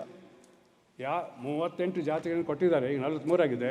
ಆದರೆ ಮೊದಲು ಜಾತಿ ಅಂತ ಬರೋದು ಬ್ರ್ಯಾಕೆಟಲ್ಲಿ ಲಿಂಗಾಯತ ಅಂತ ಇನ್ವೆರಿಬಲಿ ಬರೆದಾರೆ. ಜಾತಿನೂ ಹೌದು, ಧರ್ಮನೂ ಹೌದು. ಬುದ್ಧಿ, ಅದ್ರ ಬಗ್ಗೆ ಸ್ಪಷ್ಟತೆ ಇಲ್ಲ. ಅದು ಯಾಕಿಲ್ಲ ಅಂದರೆ ನಮ್ಗೆ ಇನ್ನೂ ಅಲ್ಲಲ್ಲ, ಸತ್ಯ ಬುದ್ಧಿ ತಾವು ಹೇಳೋದು ಕರೆಕ್ಟ್ ಇದೆ. ಇವಾಗ ಇಂಡೈರೆಕ್ಟ್ಲಿ ಅದನ್ನು ಆರ್ಗ್ಯುಮೆಂಟ್ ಮಾಡ್ತಾ ಇದ್ದೀವಿ. ಇಲ್ಲಿ ನೀವೇ ಹೇಳಿಬಿಟ್ರಿಲ್ಲ ಧರ್ಮ ಅಂತ, ಮತ್ತು ಧರ್ಮ ಯಾಕಲ್ಲ ಅಂತ ನಾವು ಆರ್ಗ್ಯುಮೆಂಟ್ ಇದೆ ನಮ್ಮದು. ಅದು ಆದರೆ ಇನ್ನೂ ನೋಟಿಫೈ ಆಗಿಲ್ಲ. ಹಾಂ, ನಾವು ಧರ್ಮ ಅಂತ ನಾವು ಹೋಯ್ಕೊಂತೇವೆ. ಈ ನೀವು ಜಾತಿ ಅಂತ ಅವ್ರಂತಾರ, ಅದಿನ್ನೂ ಬಗೆಹರಿದಿಲ್ಲ. ನಾವು ನಾವು ಧರ್ಮ ಅಂತನೂ ಪ್ರತಿಪಾದನೆ ಮಾಡೋಣ, ಜಾತಿ ಅಂತ ಅವ್ರು ಹೇಳ್ಕೊಳ್ಳಿ. ಆದರೆ ಕಾಲಮ್ಗಳನ್ನ ಅವ್ರು ಮಾಡ್ತಾರಲ್ಲ ಫಾರ್ಮ್ನಲ್ಲಿ, ಆ ಫಾರ್ಮ್ನಲ್ಲಿ ನಮಗೆ ಕಾಲಮೇ ಇಲ್ಲ ಅಂದರೆ ನಾವು ಅವ್ರು ಹೇಳಿದ್ರಾಗ ಹೋಗ್ಬೇಕು. ಇರೋದು ಇದೊಂದು ಬಾಗಿಲು 2 ಬಾಗಿಲು ಇಟ್ಟಿರ್ತಾರೆ, ನಾವು ಅಲ್ಲೇ ಬರಬೇಕು. ಅಲ್ಲೇ ಬರ್ಬೇಕು, ಆ ಪರಿಸ್ಥಿತಿ ಬರ್ತೈತಿ. ಆ ಫಾರ್ಮ್ಯಾಟ ಸಿಗೋವರೆಗೆ ನಮ್ಗೆ ಉತ್ತರ ಕೊಡೋದು ಕಷ್ಟ ಆಗ್ತೈತಿ. ಆದರೆ ನೀವು ಲಿಂಗಾಯತ ಧರ್ಮ ಅಂತ ಅನ್ನೋದನ್ನು ಬಿಡಬೇಡಿ, ಲಿಂಗಾಯತ ಬರ್ಸೋದು ಬಿಡಬೇಡ್ರಿ, ಹಿಂದೂ ಅನ್ನೋ ಶಬ್ದನೇ ಬಳಸಬೇಡಿ. ನಾವು ಹಿಂದೂ ಅಲ್ಲ ಅನ್ನಿ, ನಾವು ರಿಜೆಕ್ಟ್ ಮಾಡ್ತೇವೆ ಅಂದರೆ ನಾವು ಸಹಕಾರ ಮಾಡೋದಿಲ್ಲ ಅನ್ನಿ. ಹಾಂ, ಅವ್ರು ಹೇಳೋದು ಕರೆಕ್ಟ್ ಇದೆ. ಇಲ್ಲಿ ಅವ್ರು ಹೇಳಿದ್ದು ಇನ್ನೊಂದು ಮಾತನ್ನು ಮತ್ತೊಮ್ಮೆ ರಿಪೀಟ್ ಹೇಳ್ತೀನಿ. ಈಗ ಸರ್ಕಾರದಲ್ಲಿ ಕೋಷ್ಟಕ ಕೊಡ್ತಾರೆ, ನಂಬರ್ ಕೊಡ್ತಾರೆ. ಆ ಕೋಷ್ಟಕಗಳನ್ನ ನಂಬರನ್ನು ನಾವು ನಮೂದು ಮಾಡಬೇಕು. ಅವ್ರು ಹೇಳಿದ್ದೇನೆ, ಈಗ ಅದನ್ನು ಅವರು ಕೋಷ್ಟಕ ತರಲಿ. ಈಗ ನಾವು ಅದನ್ನು ಮಾಡಿಬಿಟ್ಟು ಒಂದು ದೊಡ್ಡ ಇದನ್ನು ಶೀಟನ್ನು ಮಾಡಿ ನಿಮ್ಮೆಲ್ಲರೂ ಹಂಚ್ತೀವಿ, ಲಕ್ಷ ಗಂಟೆ ಕಾಪಿ ಮಾಡಿ ಹಂಚ್ತೀವಿ. ತಾಲೂಕು ಜಿಲ್ಲಾ ಘಟಕಗಳ ಮುಖಾಂತರ ನಾವು ಹಂಚ್ತೇವೆ ಆ ಸಂಖ್ಯೆಗಳನ್ನು. ಕೇಂದ್ರ ಸರ್ಕಾರದ ಇನ್ನೂ ಪಟ್ಟಿ ಬಿಡುಗಡೆ ಆಗಿಲ್ಲ, ನಾವು ಅದನ್ನು ಹಂಚ್ತೇವೆ. ಈಗ ಉದಾಹರಣೆಗೆ ಮದಪ್ಪ ಓದ್ಬಿಡಿ, ಓದಿ. ಇದು ಕರ್ನಾಟಕ ಸರ್ಕಾರದ 2015 ಇದು. 2015ನೇ ಇಸ್ವಿನಲ್ಲಿ ವೀರಶೈವ ಮಹಾಸಭದವರು ಇದೇ ರೀತಿ ಕೊಟ್ಟಿದ್ದರು. ಏನಪ್ಪ ಅಂತಂದರೆ, ಈ ಒಂದು ಹಿಂದುಳಿದ ಆಯೋಗದ ವರದಿ ಏನಿತ್ತು, ಅದು ಸಾಮಾಜಿಕ ಮತ್ತು ಶೈಕ್ಷಣಿಕ ಒಂದು ವರದಿನಲ್ಲಿ ಜಾತಿ ಗಣತಿ ತಪ್ಪದೆ ಯಾರು ಏನು ಭರಿಸಬೇಕು ಅಂತಂದರೆ, ಅಲ್ಲಿ 4 ಕಾಲಮು ಧರ್ಮದ ಕಾಲಮ್ ಬೇರೆ ಇತ್ತು, 5ನೇ ಕಾಲಮ್ಮು ಇತರೆ ಅಂತ ಇತ್ತು. ಇತರೆ ಕಾಲಮ್ನಲ್ಲಿ ನಾವು ಲಿಂಗಾಯತ, ಧರ್ಮದ ಕಾಲಮ್ನಲ್ಲಿ ಲಿಂಗಾಯತ ಅಂತ ಭರಿಸಿ, ಕಾಲಮ್ ನಂಬರ್ 6ಅಲ್ಲಿ ಜಾತಿ ಅಂತ ಇದೆ, ಜಾತಿನಲ್ಲಿನೂ ಕೂಡ ಲಿಂಗಾಯತ ಅಂತ ಭರಿಸಿ. ನೆಕ್ಸ್ಟು ಕಾಲಮ್ ನಂಬರ್ 7ಅಲ್ಲಿ ಉಪಜಾತಿ ಅಂತ ಬರ್ತದೆ. ಉಪಜಾತಿಯನ್ನು ನಾವು ಗಾಣಿಗನೋ ಬಣಜಿಗನೋ ಸಾದ್ರೋ ಏನಂತ ಭರಿಸಿ ಅಂತ ಒಂದು ಕಾಲಮ್ ಇತ್ತು. ಅದು ಇವಾಗ ಅದು ಚೇಂಜ್ ಆಗಿದೆಯೇನೋ ಗೊತ್ತಿಲ್ಲ ಸರ್, ಗೊತ್ತಿಲ್ಲ. ಆ ಕಾಲಮ್ಮು ಆ ಒಂದು ನಮಗೆ ಫಾರ್ಮೇಟ್ ಬಂದಾಗ ಇದು ಕರೆಕ್ಟಾಗಿದೆ. ಯಾಕೆ ಅಂತಂದರೆ ಕಾಲಮ್ ನಂಬರ್ 5ರಲ್ಲಿ ಇತರೆ ಅಂತ ಇತ್ತು. ಯಾಕೆ ಅಂತಂದರೆ 4 ಧರ್ಮಗಳು ಬಿಟ್ಟರೆ ಬೇರೆ ಧರ್ಮಗಳು ಇತರೆ ಧರ್ಮಗಳಲ್ಲಿ ನಾವು ಭರಿಸೋದಕ್ಕೆ ನಾವು ಅವಕಾಶ ಇತ್ತು. ಇತರೆ ಕಾಲಮ್ನಲ್ಲಿ, ಧರ್ಮದ ಕಾಲಮ್ನಲ್ಲಿ ಲಿಂಗಾಯತ, ಜಾತಿ ಕಾಲಮ್ನಲ್ಲಿ ಲಿಂಗಾಯತ, ಉಪಜಾತಿ ಕಾಲಮ್ನಲ್ಲಿ ಎಲ್ಲ ಉಪಪಂಗಡಗಳನ್ನು ಭರಿಸಲು ಇತ್ತು. ಈ ರೀತಿ ಭರಿಸಬೇಕು ಅಂತ ತಮ್ಮಲ್ಲಿ ಮನವಿ. ಸರ್, ಈ ವಿಷಯಕ್ಕೆ ಕುರಿತು ನಂದೊಂದು ಸಲಹೆ ಇದೆ. ಜಾಮದಾರ್ ಸಾಹೇಬರು ಇಲ್ಲಿಯವರೆಗೆ ಏನು ಹೇಳಿದ್ರು ನಮ್ಮ ಇಲ್ಲಿ ಇದ್ದವರಿಗೆಲ್ಲ ಅರ್ಥ ಆಗ್ಯದ. ಬಟ್ ನಾವು ಹೋಗಿ ನಮ್ಮ ಜಿಲ್ಲೆಯಲ್ಲಿ ನಿಮ್ಮ ರೀತಿಯಲ್ಲಿ ನಾವು ಕನ್ವಿನ್ಸ್ ಮಾಡುವಷ್ಟು ಸಮರ್ಥರಿಲ್ಲ. ಯಾಕೆಂದರೆ ಅಲ್ಲಿ ಎದ್ದಿರುವಂಥ ಪ್ರಶ್ನೆಗಳಿಗೆ ಆನ್ಸರ್ ಮಾಡುವಂಥ ಒಂದು ನಮ್ಮಲ್ಲಿ ಇನ್ಫಾರ್ಮೇಷನ್ ಇಲ್ಲ. ಸೊ ನಾನೇನು ರಿಕ್ವೆಸ್ಟ್ ಮಾಡ್ತೀನಿ ಅಂದರೆ, ಜಾಮದಾರ್ ಸಾಹೇಬರಿಗೆ ಅಖಿಲ ಭಾರತ ವೀರಶೈವ ಮಹಾಸಭಾದವ್ರು ಏನು ಈ ರೀತಿ ಒಂದು ಕೈಪಿಡಿ ಮಾಡಿ ಪುಸ್ತಕ ರೂಪದಲ್ಲಿ ಬರೆದು ಏನು ಹಂಚಿದ್ದಾರೆ, ಜಾಗತಿಕ ಲಿಂಗಾಯತ್ ಮಹಾಸಭಾದ ವತಿಯಿಂದನೂ ಕೂಡ ಸರ್ ಏನೇನು ಹೆಂಗೆ ಬರೆಸಬೇಕು ಮತ್ತು ಅವರು ಮೈಂಡ್ನಲ್ಲಿ ಬರುವಂಥ ಎಲ್ಲ ಪ್ರಶ್ನೆಗಳಿಗೆ ಉತ್ತರ ಅದರಲ್ಲೇ ಸಿಗಬೇಕು. ಅಂತಹ ಒಂದು ಕೈಪಿಡಿಯನ್ನು ತಾವು ತುರ್ತಾಗಿ ಬರೆದು ಅದನ್ನು ಪ್ರಿಂಟ್ ಹಾಕಿಸಿ ಎಲ್ಲ ನಮ್ಮ ಜಿಲ್ಲಾ ಘಟಕಗಳಿಗೆ ಕೊಟ್ಟರೆ ನಾವು ಸಾವಿರಾರು ಪ್ರತಿಗಳನ್ನು ಮನೆಗೆ ಹಂಚುವಂಥ ಕೆಲಸ ನಾವು ಮಾಡ್ತೇವೆ. ಇದೊಂದು ಮಾಡಿದ್ರೆ ಸಾಧ್ಯ ಆಗ್ತದೆ. ಯಾಕಂದ್ರೆ ಸರ್ ನಾ ಹೇಳ್ತೀನಿ, ಲೆಟ್ ಮಿ ಕ್ಲಿಯರ್, ನಾವು ಎಷ್ಟೇ ಹೋಗಿ ಹೇಳಿದ್ರು ಧರ್ಮದಕ್ಕಿಂತನೂ ಅವ್ರ ಜೀವನ ನಡೆಸೋದು ಬಹಳ ಮುಖ್ಯ ಅದ. ಅವ್ರ ಮಕ್ಕಳ ಭವಿಷ್ಯ ಮುಖ್ಯ ಅದ. ಅವ್ರ ಮಗನಿಗೆ ಹಿಂದೂ ಸಾಧನ ಅಂತ ಬರೆಸಿದ್ರೆ ಮೆಡಿಕಲ್ ಸೀಟ್ ಹತ್ತದಂದ್ರೆ ನೀವು ಮೂಗು ಒರೆಸ್ರಿ ಅವ್ನ ಮನೆ ಎದುರು ಹೋಗಿ ಲಿಂಗಾಯತ್ ಸಾಧನ ಅಂತ ಬರೆಸಂಗಿಲ್ಲ. ಅವನಿಗೆ ಜಾತಿ ಅಭಿಮಾನ ಅದ, ಇಲ್ಲಂತಿಲ್ಲ. ಆದರೂ ಕೂಡ he want to gain the facilities. ಅವನಿಗೆ ಫೆಸಿಲಿಟೀಸ್ ಬೇಕು, ತನ್ನ ಜೀವನ ನಡೆಸೋದು ಬಹಳ ಮುಖ್ಯ. ಇವು ಎರಡೂ ಬರ್ಸ್ರೂ ನಿನಗೆ ಫೆಸಿಲಿಟೀಸ್ ಸಿಗ್ತದ, ರಿಸರ್ವೇಷನ್ ಸಿಗ್ತದ ಅಂತ ಅವನಿಗೆ ಯಾವಾಗ ಖಾತ್ರಿ ಆಗ್ತದ ಅವತ್ತು ಅವನಿಗೆ ಡೆಫಿನೆಟ್ಲಿ ಲಿಂಗಾಯತ ಅಂತ ಬರೆಸ್ತಾನೆ. ಅದನ್ನು ಹೇಳೋರು ನಮ್ಮಲ್ಲಿ ಯಾರಾದರೂ ಒಬ್ಬರು ಸಮರ್ಥರ ಅಂದ್ರೆ ಜಾಮದಾರ್ ಸಾಹೇಬ್ರರ. ದಯವಿಟ್ಟು ಯಾರೋ ಅಪಾರ್ಥ ತಿಳ್ಕೊಬೇಡ್ರಿ. ಸೊ ನೀವು ಅದನ್ನು ಮಾಡಿರಿ ಸರ್, ಅಥೆಂಟಿಕಲಿ ಒಂದು ಕೈಪಿಡಿ ಮಾಡಿರಿ, ನಮಗೆ ಕೊಡ್ರಿ. ಜಿಲ್ಲೆಯೊಳಗೆ ಎಲ್ಲ ಪೂಜ್ಯರು, ಎಲ್ಲ ಬಸವಪರ ಸಂಘಟನೆಯವರು ಮತ್ತು ಒಳಪಂಗಡಗಳದ ಎಲ್ಲ ಪ್ರಮುಖರನ್ನು ಕರೆಸಿ ಒಂದು ಸಭೆ ನಡೆಸಿ ಅವ್ರಿಗೆ ಇದರ ಮಾಹಿತಿ ಕೊಟ್ಟು ಒಂದು ಪತ್ರಿಕಾಗೋಷ್ಠಿ ಮಾಡಿ ನಾವು ಪ್ರಚಾರ ಮಾಡ್ತೇವೆ, ಮನೆಗೆ ಹಂಚ್ತೇವೆ. ಓಣಿಯಲ್ಲಿ ಡಂಗರ ಹಾರಿಸೋದು, ಹಳ್ಳಿ ಡಂಗರ ಮಾಡುವಂಥ ಕೆಲಸ ಇಷ್ಟು ನಾವು ಮಾಡ್ಬೋದು ಅಂತ ನಾನು ಒಂದೆರಡು ಮಾತಾಡ್ತೇನೆ. Thank you. ಅವ್ರು ಹೇಳಿದಂಥ ನಾವು ಒಪ್ಕೊಳ್ತೀವಿ, ಆದರೆ ಸ್ವಲ್ಪ ತಡ ಆಗುತ್ತೆ. ಯಾಕಂದರೆ ಮಹಾದೇವಪ್ಪನವರು ಕರೆಕ್ಟಾಗಿ ಹೇಳಿದ್ದಾರೆ. ಆ ಪಟ್ಟಿ ಏನಿದೆಯಲ್ಲ ಕರ್ನಾಟಕ ಸರ್ಕಾರದವರು, ಕಳೆದ ಸಲ ಮಾಡಿದ ಪಟ್ಟಿನ ಇದ್ದರೆ ಏನೂ ತೊಂದರೆ ಇಲ್ಲ. ಅಕಸ್ಮಾತಾಗಿ ಈ ಸಲ ಪಟ್ಟಿ ಬದಲಾವಣೆ ಮಾಡ್ತಾಯಿದ್ರೆ ಅಲ್ಲಿ ನಾವು ಕಾಯಬೇಕು. ಅದನ್ನ ಪತ್ತೆ ಹಚ್ತೀವಿ ಬಿಡಿ ಗೌರ್ಮೆಂಟಲ್ಲಿ. ಮೋಸ್ಟ್ಲಿ ನನಗನ್ಸೋ ಪ್ರಕಾರ ಮಹದೇವಪ್ಪ ಆ ಪಟ್ಟಿ ಬದಲಾವಣೆ ಆಗೋದಿಲ್ಲ. ಯಾಕಾಗೋದಿಲ್ಲ ಅಂದರೆ ಅವ್ರು ಏನು ಹೇಳಿದ್ದಾರೆ, ಎಣಿಕೆ ಮಾಡೋದ್ರಲ್ಲಿ ತಪ್ಪಾಗಿದ್ದರೆ ಸರಿ ಮಾಡ್ತೀವಿ. ನಮ್ಮ ಪಟ್ಟಿಯಲ್ಲಿ ತಪ್ಪಾಗಿಲ್ಲ ಅಂತ ಹೇಳಿದ್ದಾರೆ ಇಲ್ಲಿ 2 ವಿಷಯ ಗದ್ದಲಾಗತ್ತೆ. ನಾನು ಅದಕ್ಕೋಸ್ಕರ ನಾನು ಕೆಲವು ವಿಷಯ ಹೇಳಿದ್ದೀನಿ, ಈಗ ಹೇಳಲ್ಲ ಅಂತ, ಯಾಕೆ ನೆಕ್ಸ್ಟ್ ವಿಷಯ ಬರ್ತದೆ ಅದು, ಅಲ್ಲಿ ಹೇಳ್ತೀನಿ.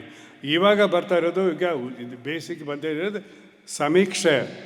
ಈ ಮಾಡ್ತಾ ಇರೋದು ಜಾತಿ ಜನಗಣತಿ ಅಲ್ಲ, ಇದು ನೆನ್ಪಿಟ್ಕೊಳ್ಳಿ. ಭಾಳಷ್ಟು ಲಿಂಗಾಯತರಿಗೆ ಏನು ಕನ್ಫ್ಯೂಸ್ ಆಗಿದೆ ಅಂದರೆ ಕಳೆದ 1 ತಿಂಗಳಲ್ಲಿ ನಮಗೆ ದಿನಾಲು ಹಗಲರಾತ್ರಿ ಫೋನ್ ಬರ್ತವೆ. ಈ SCಗಳಿಗೆ ಏನು ಸರ್ವೆ ಮಾಡ್ತಿದ್ದಾರೆ, ನಮ್ಮೆಲ್ಲ ಕೇಳ್ತಾಯಿದ್ದಾರೆ ಪ್ರಶ್ನೆ, ಏನು ಬರ್ಸೋಣ್ರಿ ಅಂತ. ನಮಗೆ ಸ್ವಂತ ಪಟ್ಟಿಲ್ಲ ಅದು. ಪರಿಶಿಷ್ಟ ಜಾತಿಗಳ ಸರ್ವೆ ಈಗೇನು ನಡೀತಾ ಇದೆ ನಾಗಮೋಹನ್ ದಾಸ್ ಅವರ ಅಧ್ಯಕ್ಷತೆಯಲ್ಲಿ, ಅದು ಲಿಂಗಾಯತರಿಗೆ ಸಂಬಂಧಪಟ್ಟಿಲ್ಲ. ಕೆಲವರು ಸಂಬಂಧಪಟ್ಟಿದೆ. ಯಾರು? ಮಾದ್ರು, ಡೋರು, ಇಂಥ ಏನು ಕೆಲವು ಜಾತಿ ನಮ್ಮ ಲಿಂಗಾಯತ ದಲಿತರು ಇದ್ದಾರಲ್ಲ, ಅವ್ರು ಸಂಬಂಧಪಟ್ಟಿದೆ. ಅವರು ಆ ಬೆನಿಫಿಟ್ ತೊಗೊಳ್ತಾ ಇದ್ದಾರೆ, ತೊಗೊಳ್ಳಿ, ಅವ್ರು ಬರ್ಸ್ಕೊಳ್ಳಿ, ನಮ್ಗೆ ತೊಂದರೆ ಇಲ್ಲ. ಉಳಿದಂಥ ಲಿಂಗಾಯತರಿಗೆ ಸಂಬಂಧಪಟ್ಟಿಲ್ಲ, ನಾವು ಲಿಂಗಾಯತರು ನಾವು ಸಂಬಂಧಪಟ್ಟಿಲ್ಲ ಅಂತ ಹೇಳಿಬಿಡ್ಬೇಕು. ಅವ್ರು ಹೋಗ್ಬಿಡ್ತಾರೆ. ಅದನ್ನು ಕನ್ಫ್ಯೂಸ್ ಮಾಡ್ಕೊಳ್ಬೇಡಿ.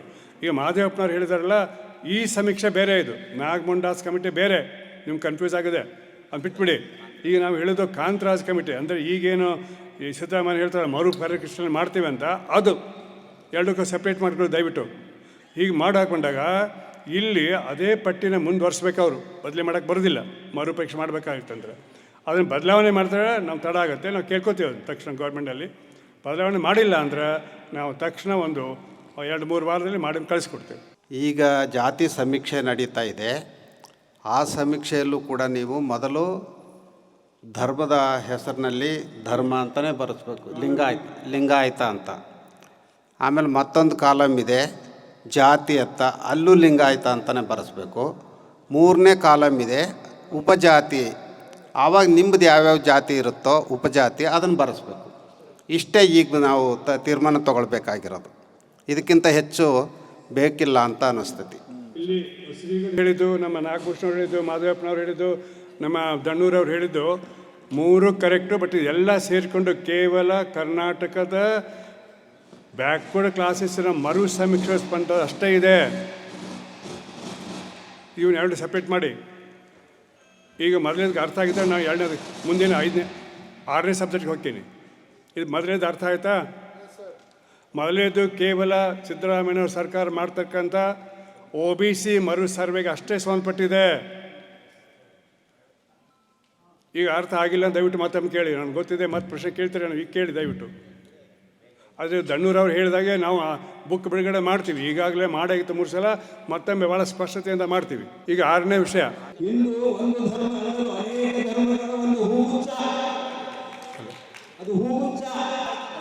ಅದರಲ್ಲಿ ಜೈನರು ಬರ್ತಾರೆ,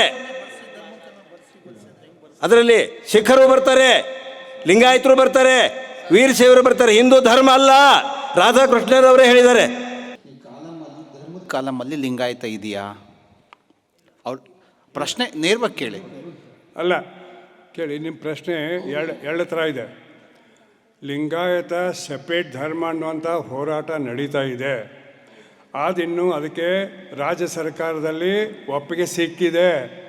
2018 ಆರ್ಡರ್ ಬೇಕಾದ್ರೆ ಕಾಪಿ ಕೊಡ್ತೀನಿ ನಾನು ರಾಜ್ಯ ಸರ್ಕಾರದಲ್ಲಿ. ಅದು ಕೇಂದ್ರ ಸರ್ಕಾರಕ್ಕೆ ಯಾಕೆ ಹೋಯಿತು ಅಂದರೆ, ಲಿಂಗಾಯತರು ಮಹಾರಾಷ್ಟ್ರದಲ್ಲಿದ್ದಾರೆ, ಆಂಧ್ರದಲ್ಲಿದ್ದಾರೆ, ತೆಲಂಗಾಣದಲ್ಲಿದ್ದಾರೆ. ಆದರೆ ಲಿಂಗಾಯತರು ರಾಷ್ಟ್ರ ಮಟ್ಟದಲ್ಲಿ ಹೋದ್ರಿಂದ ಭಾರತ ಸರ್ಕಾರಕ್ಕೆ ಹೋಗಿದೆ. ಅಲ್ಲಿ ನೋಟಿಫೈ ಆದಮೇಲೆ ನಾವು ಎಲ್ಲಿ ಬರ್ತೀವಿ ಅಂತಂದರೆ, ಹಿಂದೂ, ಮುಸ್ಲಿಂ, ಕ್ರಿಶ್ಚಿಯನ್, ಸಿಖ್, ಜೈನ, ಬೌದ್ಧ, ಈ 5 ಆದ ನಂತರ ಏನಿದೆಯಲ್ಲ ನಮ್ಮದು 6 ಆದಮೇಲೆ 7ನೇದು ಬರ್ತದೆ. ಈಗ ಇನ್ನೊಂದು ಆಗಿಲ್ಲ ಅಂತ ತಿಳ್ಕೊಂಡು ಪ್ರಶ್ನೆ ಬಂದಿದೆ. ನಮ್ಮ ಹೋರಾಟ ನಾವಿಲ್ಲಿ ಕೂಡಿದ್ದು, ನಮ್ಮ ಸಂಘಟನೆ ಆಗಿದ್ದು ಅದೇ ಉದ್ದೇಶಕ್ಕಾಗಿನೇ. ಆ ಉದ್ದೇಶಕ್ಕೆ ನಿಮ್ಗೆ ಇಂಟ್ರೆಸ್ಟ್ ಇರಲಿಲ್ಲ, ನೀವು ಅದ್ರ ಭಾಗ ಅಲ್ಲ, ನಂಬುದಿಲ್ಲ ಅಂದರೆ ನಿಮ್ಮ ಇಷ್ಟ, ಬಿಟ್ಕೊಟ್ಟದ್ದು. ನೀವು ಕೇಳೋ ಪ್ರಶ್ನೆ ಹೇಳ್ಬಿಡ್ತೇನೆ, ನೇರವಾಗಿ ಕಾಯ್ದೆ ಪ್ರಕಾರ ಉತ್ತರ ಹೇಳ್ತೀನಿ. ಗವರ್ಮೆಂಟ್ ಆಫ್ ಇಂಡಿಯಾದಲ್ಲಿ ಯಾವುದೇ ಧರ್ಮಕ್ಕೆ ಇದೇ ಧರ್ಮ ಅಂತ ಹೇಳೋ ಅಧಿಕಾರ 1992ರವರೆಗೆ ಇರಲಿಲ್ಲ. ನೆನಪು ಮಾಡ್ಕೊಳ್ಳಿದ್ದೀನಿ. ಸಂವಿಧಾನದ 25ನೇ ಪರಿಚ್ಛೇದದಲ್ಲಿ ಹೇಳಿದ್ದು, ನಿಮ್ಮೆಲ್ಲರಿಗೂ ನಿಮಗೆ ಗೊತ್ತಿದ್ದ ಧರ್ಮವನ್ನು ಆಚರಿಸಲಿಕ್ಕೆ, ನಂಬಲಿಕ್ಕೆ, ಬೆಳೆಸಲಿಕ್ಕೆ ಅಧಿಕಾರ ಇದೆ, ಅಷ್ಟೇ ಹೇಳಿದ್ದಾರೆ. ಅದ್ರ ಬಗ್ಗೆ ನೀವು ಈ ಧರ್ಮಕ್ಕೆ ಮಾನ್ಯತೆ ಕೊಡಿ, ಆ ಧರ್ಮಕ್ಕೆ ಮಾನ್ಯತೆ ಕೊಡುವಂಥ ಅಧಿಕಾರ ಯಾವ ಸರ್ಕಾರಕ್ಕೂ ಇಲ್ಲ, ಸ್ಪಷ್ಟತೆ ಇರಲಿ. ಆದರೆ 1992ರಲ್ಲಿ ಪಾರ್ಲಿಮೆಂಟ್ರಂತ ಪಾಸಾದಂಥ ಅಲ್ಪಸಂಖ್ಯಾತ ಆಯೋಗದ ಕಾನೂನು, ಅದೇ ಕಾನೂನು ರಾಜ್ಯ ಮಟ್ಟದಲ್ಲಿ 1994ರಲ್ಲಿ ಪಾಸಾಯಿತು. ಕರ್ನಾಟಕ ಅಲ್ಪಸಂಖ್ಯಾತ ಆಯೋಗದ ಕಾನೂನು, ಅದು ನ್ಯಾಷನಲ್ಲ, ಇದು ಸ್ಟೇಟ್. ಅದರಲ್ಲಿ ಏನು ಮಾಡಿದ್ದಾರೆ ಅಂತಂದರೆ, ಆ ಧರ್ಮಗಳನ್ನು ನೋಟಿಫೈ ಮಾಡಬೇಕು. ಆ ನೋಟಿಫೈಡ್ ಲಿಸ್ಟ್ನಲ್ಲಿ ಈಗ 5 ಧರ್ಮಗಳಿದೆ. ಯಾವ್ಯಾವು? ಹಿಂದೂ ಇದೆ, ಇಲ್ಲ ಅಂತ ನಾವು ಹೇಳಲ್ಲ. ನೋಟಿಫೈ ಮಾಡಿದ ಪ್ರಕಾರ 2ನೇದೆಲ್ಲಿದೆ? ಮುಸಲ್ಮಾನ್ ಇದೆ. ಅವರು ಈ ದೇಶವರಲ್ಲಿ ಏನೋ ಹೇಳ್ಕೊಂಡು ತಿರುಗಾಡೆ, ವಿಷಯ ಬೇರೆ. ಆದರೆ ಈ ಲಿಸ್ಟಾಗಿದೆ. ಕ್ರಿಶ್ಚಿಯನ್ರು ಇದ್ದಾರೆ, ಅವರು ಈ ದೇಶದಾಗಿದ್ದಾರೆ, ಬೌದ್ಧ ಧರ್ಮ ಇದೆ. ಸಿಖ್ಖರಿದ್ದಾರೆ, ಜೈನರಿದ್ದಾರೆ, ಬುದ್ಧರಿದ್ದಾರೆ. ಈಗ ನಾವು ಅದಕ್ಕೆ ನೀವು ಸೇರಿಸಿ ಅಂತ ಹೇಳೋದಕ್ಕೆ ಸಾವಿರಾರು ಕಾರಣಗಳಿದೆ. ಆಮೇಲೆ ನಿಮಗೆ ಮಾತಾಡ್ತೀನಿ, ಈ ಸಬ್ಜೆಕ್ಟ್ ವಿಷಯ ಅಲ್ಲ. ಆದರೆ ನಿಮ್ಮ ನೇರ ಪ್ರಶ್ನೆಗೆ ಹಿಂದೂ ಧರ್ಮವೇ ಹೌದು. ಯಾವ ಪ್ರಕಾರ? ಸರ್ಕಾರ ನೋಡಿದರೆ ನೋಟಿಫಿಕೇಷನ್ ಪ್ರಕಾರ. ಮತ್ತೇನು ಪ್ರಶ್ನೆ ಹೇಳಿ? ನಾವು ಲಿಂಗಾಯತ ಹಿಂದೂಗಳಲ್ಲ, ಅದು ನಮ್ಮ ಕ್ಲೇಮು. ನೀವು ಒಪ್ಪಲಿ ಬಿಡಿ, ನಿಮ್ಮ ವಿಷಯ ಅದು. ನಮ್ಮ ಪ್ರಕಾರ ನಮ್ಮ ಧರ್ಮ, ನೀವು ಒಪ್ಪಲಿವ್ರೆ ನಿಮ್ಮ ವೈಯಕ್ತಿಕ ವಿಷಯ ಅದು. ಆದರೆ ನಾವು ಸಂಘಟನೆ ವತಿಯಿಂದ ನಾವು ಬೇರೆ ಧರ್ಮ ಇಷ್ಟೇ. ಸರ್ಕಾರಕ್ಕೆ ಆದೇಶ ಹಾಕಿ ಹೈಕೋರ್ಟ್ ಆದೇಶ ಆಗಿದೆ. ಸರ್ಕಾರಕ್ಕಿಂತ ಹೈಕೋರ್ಟ್ ಎತ್ತಿರೋದು. ನಾನು ಕಾಪಿನೇ ಕೊಡ್ತೀನಿ, ತೊಗೊಂಡ್ಬಿಡಿ ಆಯಿತಾ? ಕೇಂದ್ರ ಸರ್ಕಾರದಿಂದ 2026-27 ನಾನು ಆಗಲೇ ಹೇಳಿದ್ದು, ರಾಜ್ಯ ಸರ್ಕಾರದ ಮುಂದಿನ 3 ತಿಂಗಳು ನಡೆಯೋದು ಅದು ಜಾತಿ ಸಮೀಕ್ಷೆದು. ಇಲ್ಲಿ ಬೇರೆ ಇದು. ಇವಾಗ 2026-27 ಮಾರ್ಚ್ 1ರಲ್ಲಿ ನಡೆಯುವ ಜಾತಿ ಜನಗಣತಿಯ ಬಗ್ಗೆ 1 ವರ್ಷ 9 ತಿಂಗಳ ನಂತರ ನಡೀತಕ್ಕಂಥದ್ದು ಇದು. ಈಗಲ್ಲ. ಈ ಪ್ರಶ್ನೆ ಅಲ್ಲಿಯೂ ಬರ್ತವೆ. ಈಗೇನು ಪ್ರಶ್ನೆ ಎತ್ತಿದ್ದು ಇರಲಿ, ಈ ಪ್ರಶ್ನೆ ಅಲ್ಲಿಯೂ ಬರ್ತದೆ. ಆದ್ದರಿಂದ ಕಂಬೈನ್ ಇಟ್ಟಿದ್ದೀವಿ ನಾವು. ಆ ಪ್ರಶ್ನೆ ಬರೋದು 1 ವರ್ಷ 9 ತಿಂಗಳ ನಂತರ. ಈ ಪ್ರಶ್ನೆ ಬಂದಿರೋದು ಮುಂದಿನ 3 ತಿಂಗಳ ಒಳಗಾಗಿ. ಆದರೆ ಮೊದಲು ಇಟ್ಟಿವಿ. ಅದು ಸಮೀಕ್ಷೆ, ಇದು ಜನಗಣತಿ. ಇದು ಸ್ವಲ್ಪ ತಾಂತ್ರಿಕವಾದ ಶಬ್ದಗಳು. ಸಮೀಕ್ಷೆ ಜನರಲಿ ಸ್ಯಾಂಪಲ್ ತೊಗೊಂಡು ಮಾಡ್ತಾರೆ. ಜನಗಣತಿನ ಎಲ್ಲರೂ ಕೂಡ ಮಾಡಬೇಕು. ಈ ದೇಶ ಇರ್ತಕ್ಕಂಥ ಹುಟ್ಟಿದ ಪ್ರತಿಯೊಂದು ಮನುಷ್ಯಂದು, ಹುಡುಗ ಹುಡುಗಿ ಮುದುಕ ಎಲ್ಲರೂ ಕೂಡ ಮಾಡಬೇಕಲ್ಲಿ. ಇದು ಸಮೀಕ್ಷೆ ಹಂಗಿಲ್ಲ. ಪೂರ್ಣ ಮಾಡ್ಬೋದು, ಕೆಲವು ಸ್ಯಾಂಪಲ್ ತೊಗೊಂಡು ಮಾಡ್ಬೋದು, ಅಷ್ಟೇ ಇರೋದು. ಈಗ ಭಾಳಷ್ಟು ಪಾಯಿಂಟನ್ನು ಹೇಳೋಕ್ಕೆ ಹೋಗೋದಿಲ್ಲ. ಇಲ್ಲಿ ಪ್ರಶ್ನೆ ಇರೋದು ಏನು ಅಂತಂದರೆ, ಕೇಂದ್ರ ಸರ್ಕಾರದವರು 94 ವರ್ಷಗಳ ನಂತರ, ನೆನಪಿಟ್ಕೊಳ್ಳಿ, ಈಗ ನಾನು ಆಗಲೇ ಮೊದಲು ಏನು ಹೇಳಿದೆ, ಲಿಂಗಾಯತರ ಪರ್ಸಂಟೇಜ್ 18 ಇತ್ತು ಅಂತ ಹೇಳಿದೆ. ಆ 18% ಮಾಡಿದ್ದು ಹೆಂಗೆ ಅಂತಂದರೆ, ಸರ್ವೆ ಮುಖಾಂತರ ಸ್ಯಾಂಪಲ್ ತೊಗೊಂಡು ಮಾಡಿದ್ದು. ಯಾಕೆ ಸ್ಯಾಂಪಲ್ ತೊಗೊಂಡು ಮಾಡಿದ್ದು ಅಂದರೆ, 1931ರಿಂದ, ನೆನ್ಪಿಟ್ಕೊಳ್ಳಿ ತಾರೀಖನ್ನು, 1931ರಿಂದ ಈವರೆಗೆ 8 ಜನಗಣತಿಗಳಲ್ಲಿ ಜಾತಿ ಜನಗಣತಿ ಇಲ್ಲ. ಗೊತ್ತಾಯ್ತಾ? ಈಗ ಏನು ಅಂತ 8 ಜನಗಣತಿಯಲ್ಲಿ ಜಾತಿಯನ್ನು ಸೇರಿಸಿಲ್ಲ.